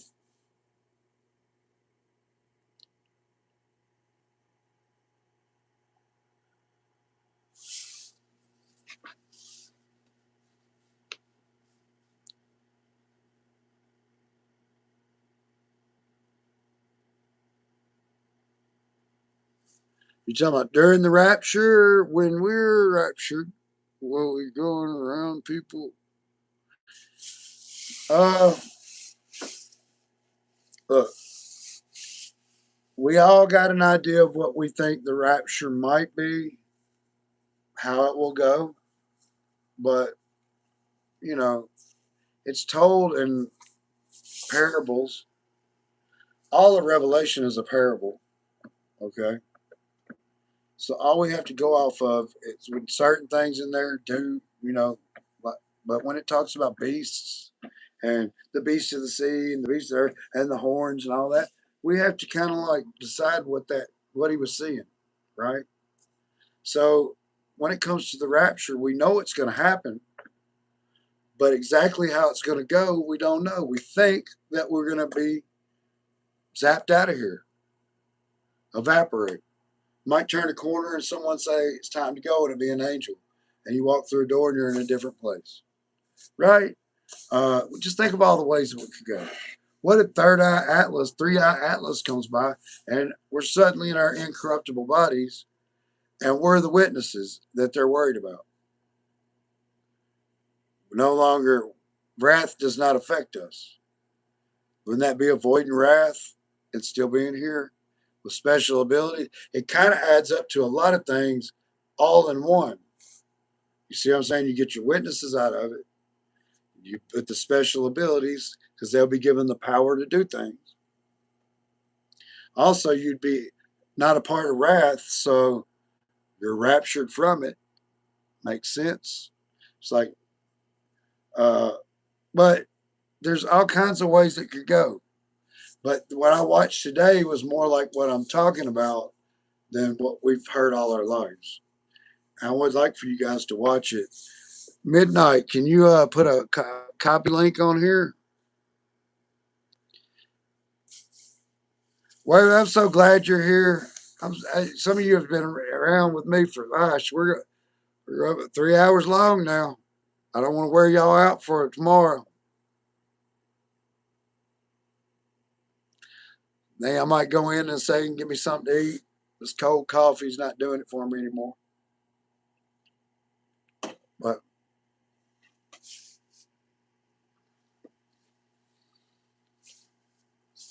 okay, so how many people think we're going to be zapped out of here? Give me some ones for zap or evaporate. Okay.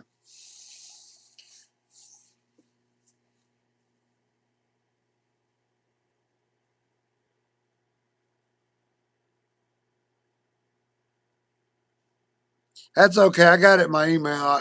I'll put it on. I'll post it, guys, and you can see it in my post. Okay. You know, I don't want to be let down either, but we have to understand if it goes different ways, you might think you got let down and you didn't. You understand? If it took you, like we were talking about, if it took you a second to learn your special abilities and who you are, and had an angel leading you, you know, which is however the rapture goes. Well, I'll take it any way it comes. I'm ready. Any way it comes, I'm ready. But there is something I have known for a while. It made me wonder if I was going in the rapture for a while. You want me to tell you what it is?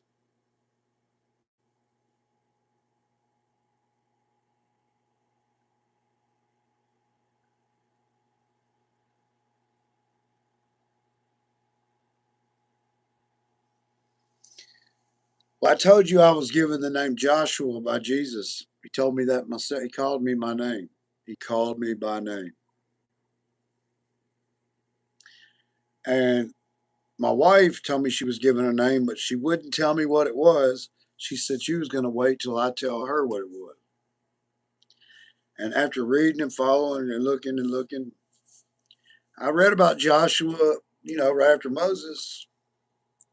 But then when I got to Zechariah and Haggai, I learned about, and the other books, I learned about a different Joshua. And I read about Zerubbabel. And then I asked her, I looked at her one day and I said, is the name Zerubbabel? And tears started dropping, right? Well, I do know that Joshua and Zerubbabel are the two witnesses. Now, I'm not saying that there's more than two. And I know they prophesied during the time of the temple being built. So it left me out there for a while, like other people were going to go and I'm going to have to stay. But I don't think like that anymore. I think that we're all going to a place to be taught something because we have to come back here and try to save our loved ones and prophesy to them during that time. If you want to know truly, we're gonna, it's going to be a training period, and then we're coming back to handle some business.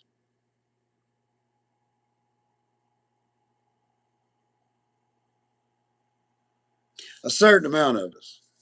Some of you will stay in the place that's prepared for you.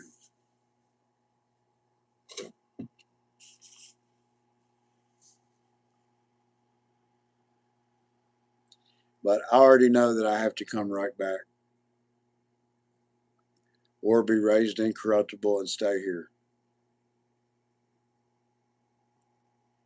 But I'm happy either way for you guys or from the way it goes for me or however. That's right. Taking care of business. That's what we're going to be doing. We'll all have our assignments, whatever they are. We'll all have them. Just like I have my assignment now. You know, the greatest thing I ever could find out, I don't care about anything else in life, was finding out why I'm here and what my purpose was. Doesn't everybody want to know that? Why am I here? What is my purpose? I mean, like we're all told we all have a purpose. And then I found mine out and what I was supposed to do. And I was taught in the spirit how to teach people. This wasn't taught by church. It was taught me in that Bible and me in the spirit. And I would have been just like one of the others saying, I don't see the rapture in the Bible. I don't see it. Until God unlocked it for me, and that's all I see. I see other things, but I see it throughout the Bible, mirrored throughout the Bible. I understand it.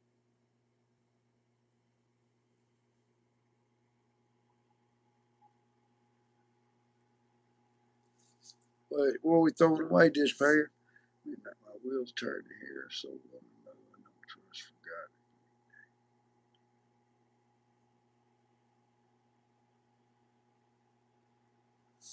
God. Uh-oh. Well,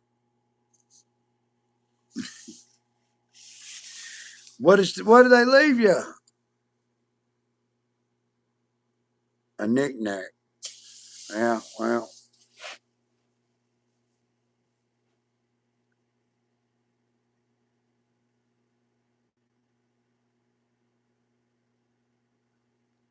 Look, these people gave us a rooster and a hen, right? And all these things happened to us. But my wife said, "You better get rid of that rooster." And I said, "That rooster and that hen ain't got nothing wrong with it.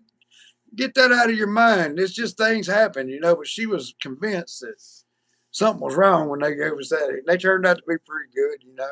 But she was convinced that something was up with them chickens they gave us.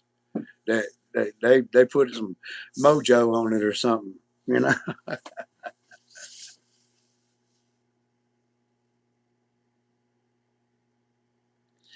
Yeah, I know that one. You just don't go to people's house and eat mystery meats. You know what I mean? Mystery meats being meatloaf.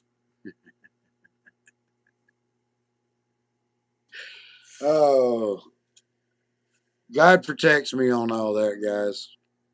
I already know that you can't go buy anything from the grocery store that isn't genetically modified. They done screwed up everything in our time. In our time. Now here it is. We're in our ages we are now, and they have made food. You can't even go buy things like tomatoes and stuff like that. Look fresh, look good. That are oversized and something ain't right about them. They don't have the taste that a normal tomato has. Or strawberries in December, beautiful strawberries. That's not normal, you know.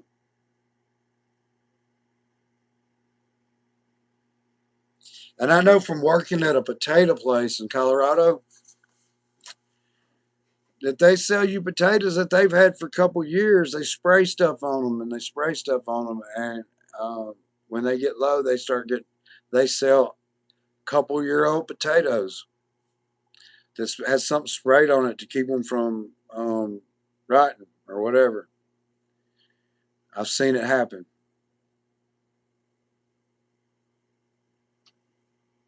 You know, and they're doing that with all the foods.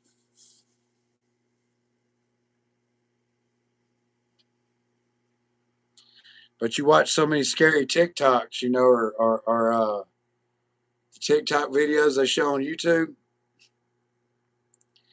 of what they do to the food, and it's you almost don't want to eat anything, huh?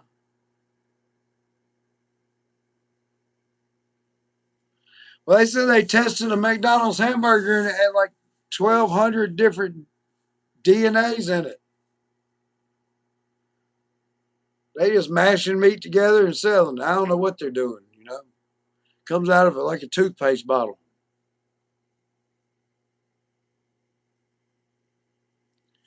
Um, I smoke on every once in a while. I may hit one of her cigarettes, and for the most part, I like these vapes. You know, they're actually illegal here now, but my buddy still gets them because he owns a shop.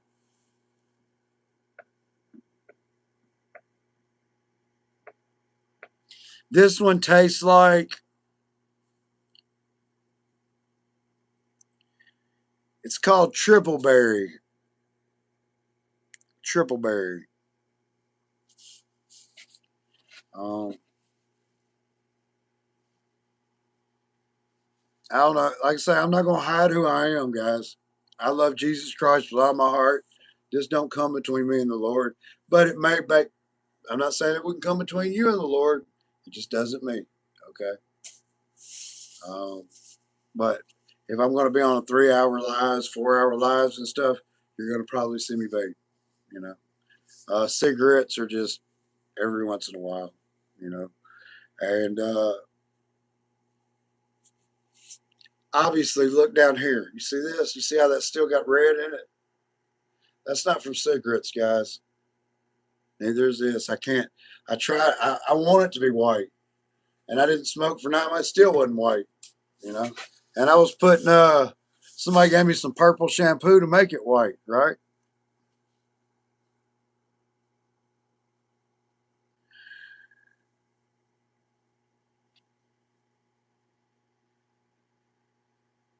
You guys want to see my fur coat?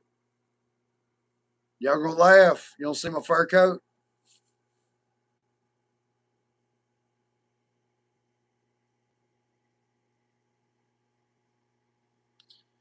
Daily oil.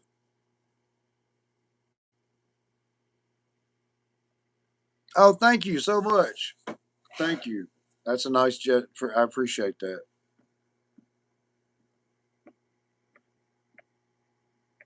Yeah, you don't see my pimp coat? Y'all gonna love this. Here I'm gonna put it on. I'll be right back. You're gonna laugh.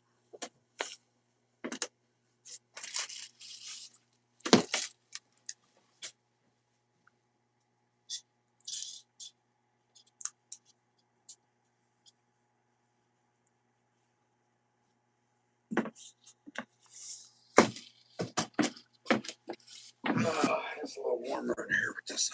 Yeah, got my white fur coat on. It's long too. The pimp coat. Everybody like it? You got what else did I wear with this? Let me see if it's around here. I have some studded glasses and a hat. Was where I wore it to a party, you know, and it started being there for a while that was called South Pole Santa, and it was a thing to come have a picture taken with me, you know. And I just kind of got away from it. I'm tired of it, you know. But I still got the coat.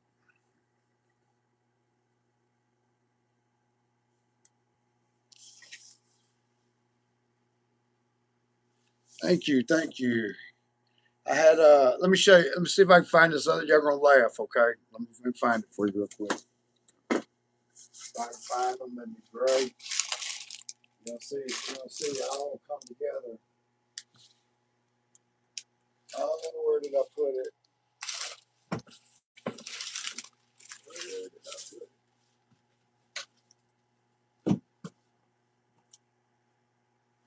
Well,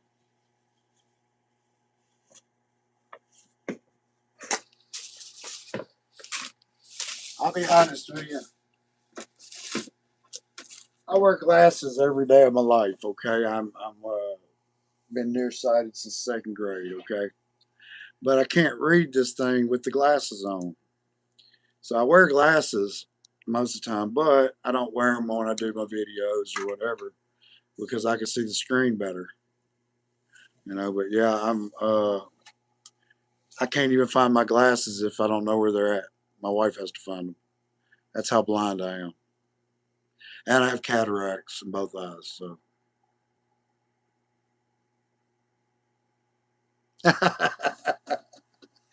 well, you know, like sometimes we do shows on like my wife does Poshmark and that whatnot or whatever. We try to sell clothing on there and stuff. And sometimes I'll put this on and it draws people in. You know, they come in and they start it draws more people in than normal. You know.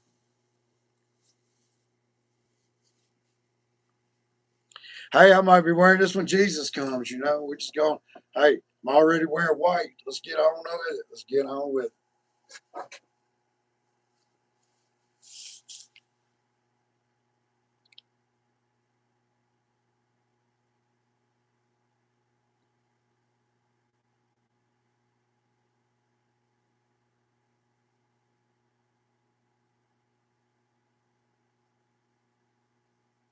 Yeah, Rapture the rapture, the Exodus, all that stuff.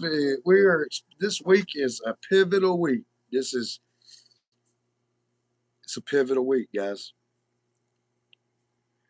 You know, we've already watched so many things in this season. In fact, when Trump went to the Red Sea resort over in Saudi Arabia, and you see him in the Beast, that's the name of the vehicle, driving up to the Red Sea resort to sign a peace agreement among many.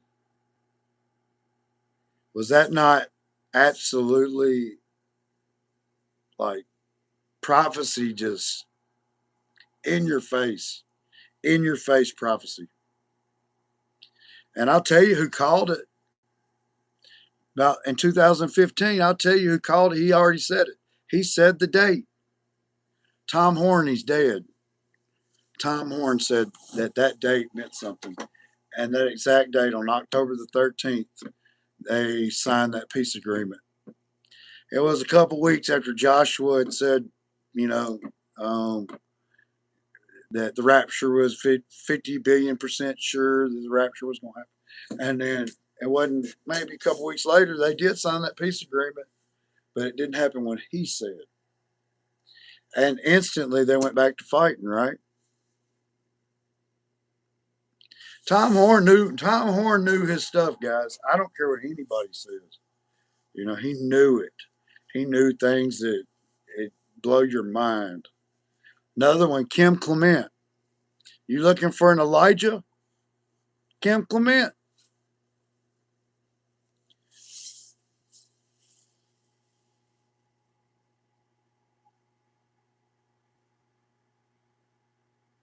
Yeah. Kim Clement was dead. You know, Brandon Biggs, I'd say he's got a little something going on, but I mean, more I listen to him, the more I don't enjoy listening to him. I'm sorry. Uh, I don't, you know, I said it yesterday. I'll say it again. If I prophesy that it's going to rain on Friday, on Monday, and then Tuesday I say it's not going to rain, and then when it rains on Friday, I can say, hey, look, I said it was going to rain on Monday. You remember when I said that?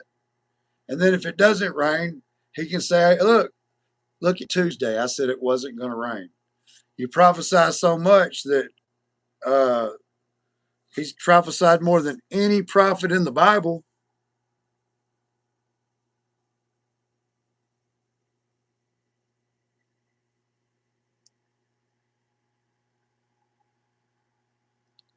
Y'all talking about y'all talking about Brandon? It's just hard. I mean, look, if I was on here for 3 hours and an hour and a half of it I spoke in tongue, would you stay interested? But I can't give it.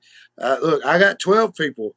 This mug has, I'll look, and 35,000 people are viewing his. I'm like, how do they stay focused? Must just be loyal or something.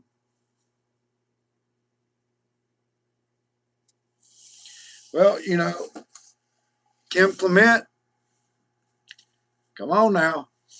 He talked politics, and he was right. He said Trump was going to be president in 2009 twice. And when he didn't get it the second time, you had so many people on here calling him a false prophet. And then he got it the second time. Where are those people now?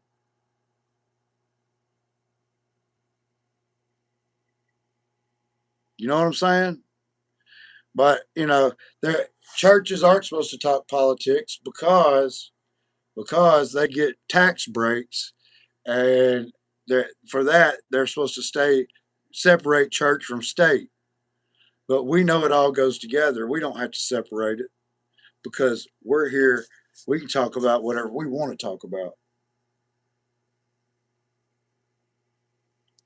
Unfortunately, the politics is what all these things come from.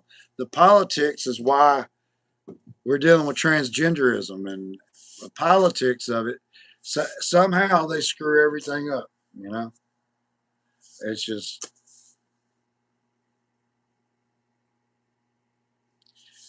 well, y'all want to hear something funny about Brandon that kind of had me kind of laughing a little bit. But right after Charlie Kirk died, he was talking about how Charlie Kirk's wife, what you know, was the woman that Kim Clement was talking about with the beautiful eyes. That was going to be like like uh, this great woman of God. During this time, he was saying it. Well, the next day, you had her on TV. She gave. You remember when she gave? Uh, what is his name? JD Vance. That hug on stage. Next day, Brandon was calling her a hoochie.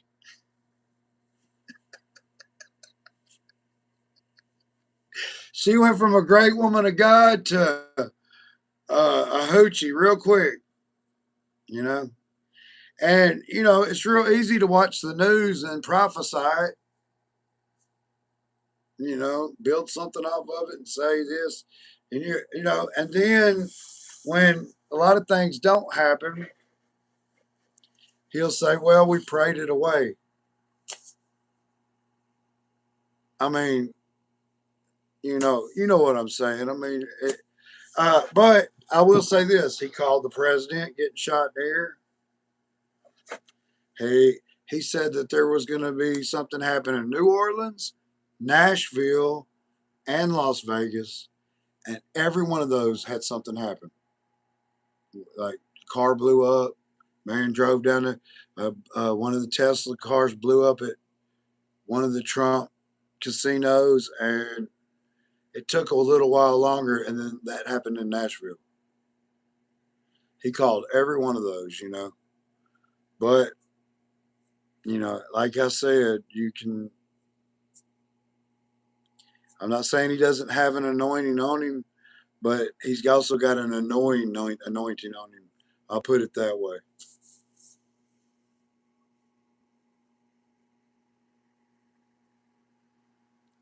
Man, everybody likes Dishpan. Are you kidding me? Dishpan is the man. It's hard not to like Dishpan.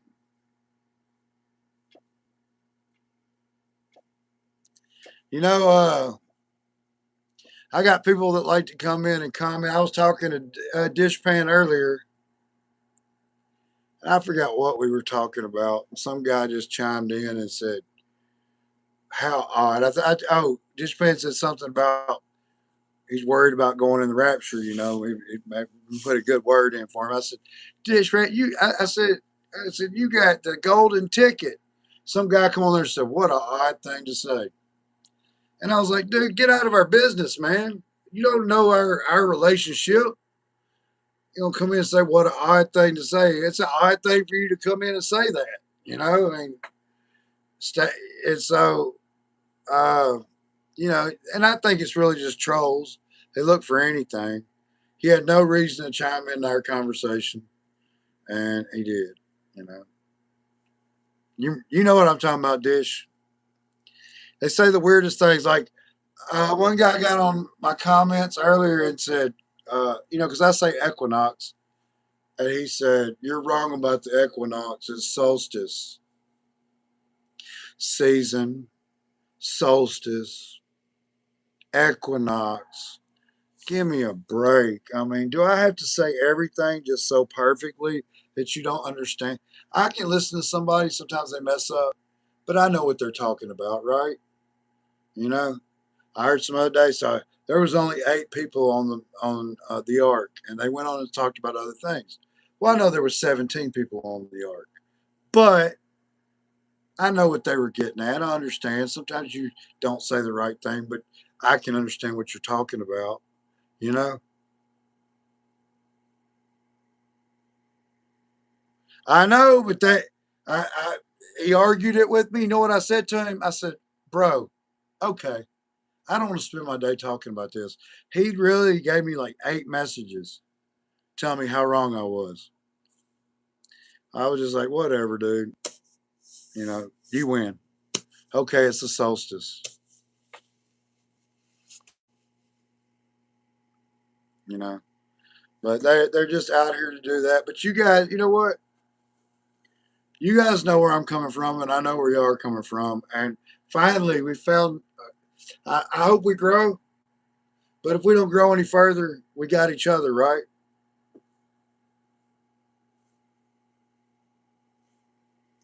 And I don't know how many people are on here. 11. Who all's in here? Let's make sure no trolls are in here. No trolls. Okay, we'll give you guys something. All right, this is for shoot me a text or something. I know you're, but if you just put this name on it, so I know who you are, and then your real name, I'm gonna give you something. Okay.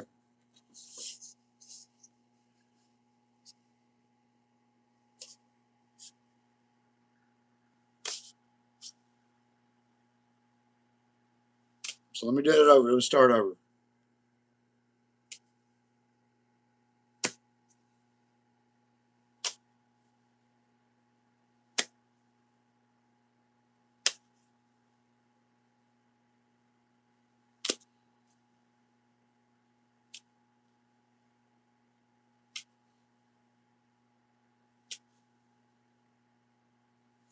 Does everybody know what that was?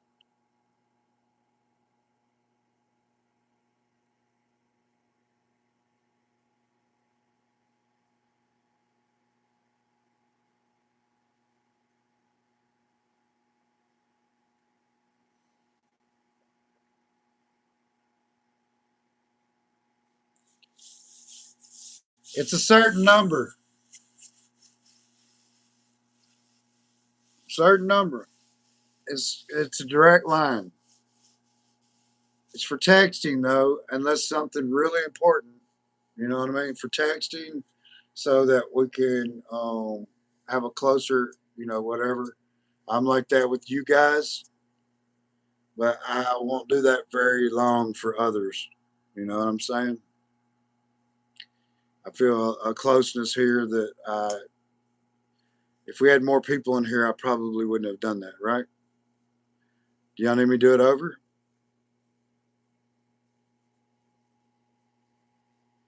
Waverly? Anybody want that line? It's just a direct line if you need, something important, okay? All right, I'm going to do it over one more time.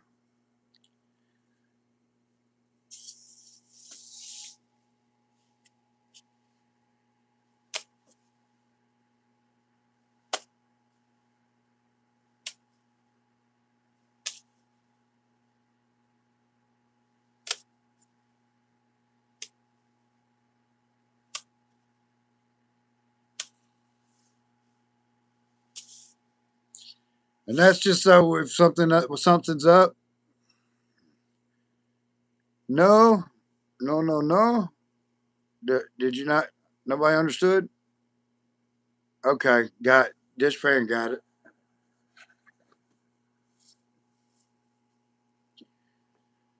And like I say, all right, Waverly, you didn't get it. I'll shoot you a text. I mean, or in a email.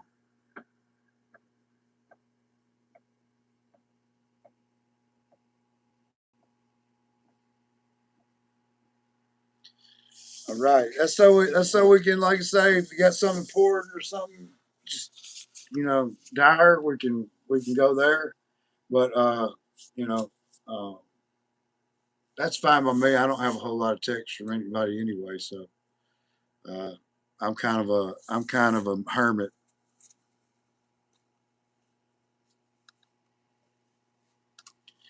Well, Danny, be safe, man. Don't be texting while you riding, man. We're worried about you. Get home and then we'll. Did you get it, Waverly?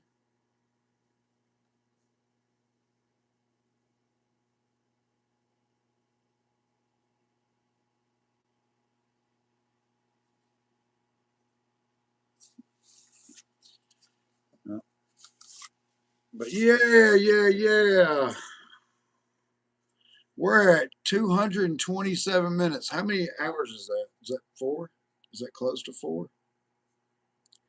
I think we'll go on and do the four about 13 more minutes. What do you think, guys? To call it a night. It's been good. Look at 52 likes. There's been a lot of people in here. I appreciate the donation, and it helped me. Thank you very much. And guys, I love you guys. And all the great things that are up here are awesome. I don't even really know. I don't even understand these really. What that? Anybody tell me what that is? I'm new at this. I don't even know what that is. It's supposed to be good, I guess, right?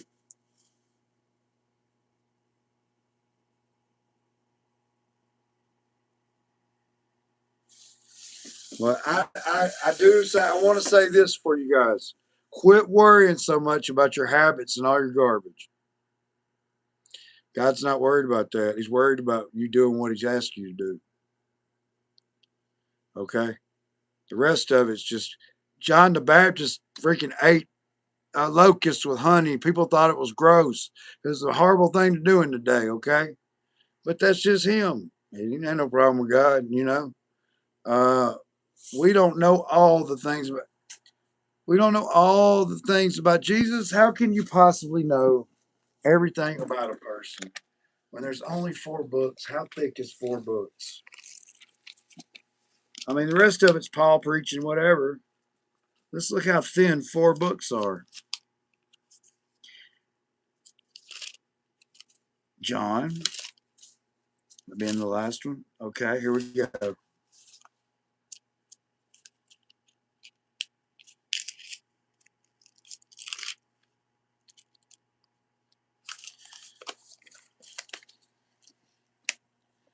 telling me we know everything about Jesus? We know everything about Jesus. His whole life is in this much paper. Could you put your whole life in this much? Everything you've done, everything? Doubt it. So don't let nobody fool you. There's more books, but his whole life is not written down, recorded, just what you were supposed to know, when he was teaching and stuff. Okay? So,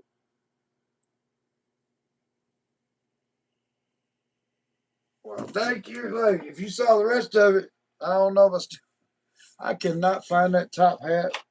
I have a white top hat and some diamond studded glasses somewhere. Uh, like I say, I took all them pictures. I got rid of all that. Like I say, I'm not interested in it. I was kind of like locally famous for a minute. Come, come here, South Pole Santa's going to be there. But I I had to wear this coat in the summer, and it wasn't too nice, a little too hot for me. But let me find this doggone. You'll see. You give me a sec. I'm put my glasses on. I might could find this stuff. I don't really know where a top hat could just disappear.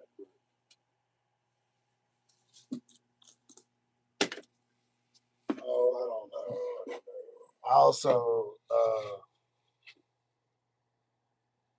I also had a Hugh Hefner jacket. The Hugh Hefner jacket. It was given to me by a friend just to wear, and I'd wear it into places, and people would ask, "Dude, are you famous?" And I'd be like, "Well, I'm not supposed to. I'm hiding that." I'd literally be in the bathroom, and some guy asked me, "Was I famous?"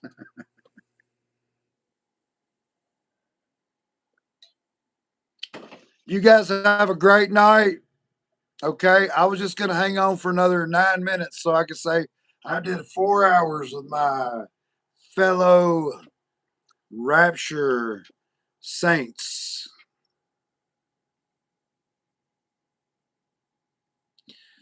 Well, thank you. I take that as a compliment. Kid Rock. I think he's a nice looking guy. You know, I appreciate it. I've got on here and people tell me, what was it? One guy I messaged. Only message there was how gross I looked. It did. It seems like nothing talking about Jesus, does it? Literally seems like nothing. I mean, I could do it. I could continue. I just at some point I got to eat. You know what I mean? Get something to drink. Go to the bathroom. So otherwise, I think we could go till he got here. But that's what I love about you guys. You are so excited to talk about Jesus that we can't wait for the lives, right? Can't wait for it. It's like a live night. What time I'm going to be there? I'm the same way. I can't wait to do it. I can't wait to. I'm looking for the names, and I'm waiting for your names to pop in as soon as I come. I'm like, oh, who we got here? Oh, it's midnight. Uh oh, 10 fools here now. Dishpan. Oh, Jimmy's here. Brian, Mickey, uh, Melissa, Linda. You don't think I remember? I love y'all guys, and I think every day, what are y'all gonna need for the day? What am I gonna need to say for the day that gets the spark going? Because I know we all don't wake up in great moods, and then we have life dealing with us, and we need that boost. I do too, but I get it through you guys. I get it through other people's messages y'all send me to watch. I enjoy the fellowship. Yeah, I do. With people that believe like me and believe like us. That's what we're supposed to do is congregate with people that believe like us, right? And we don't have to believe very long because Jesus is coming this week, right? Jesus is coming. I hope he's gonna catch me in this fur coat. Maybe get mad at me. I'm gonna tell him I wasn't. You know, my last name's Pippin. My last name's Pippin. All through high school, I got called Pimpin'. You know, and back then I didn't like it. You know, I thought that's a horrible name. You know, but like Pimpin', come here. I got called Pimpin' all through high school because my last name's Pippin.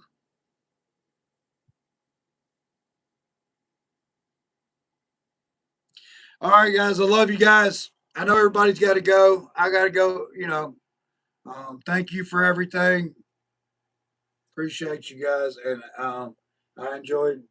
I enjoyed family. You are my family. You are my family. All our families have shot shot us down. Now we got a new family. Good night. Love you. Love all y'all. Okay. Love you. You know I do. Send me anything y'all can that I can watch. Y'all got that number now.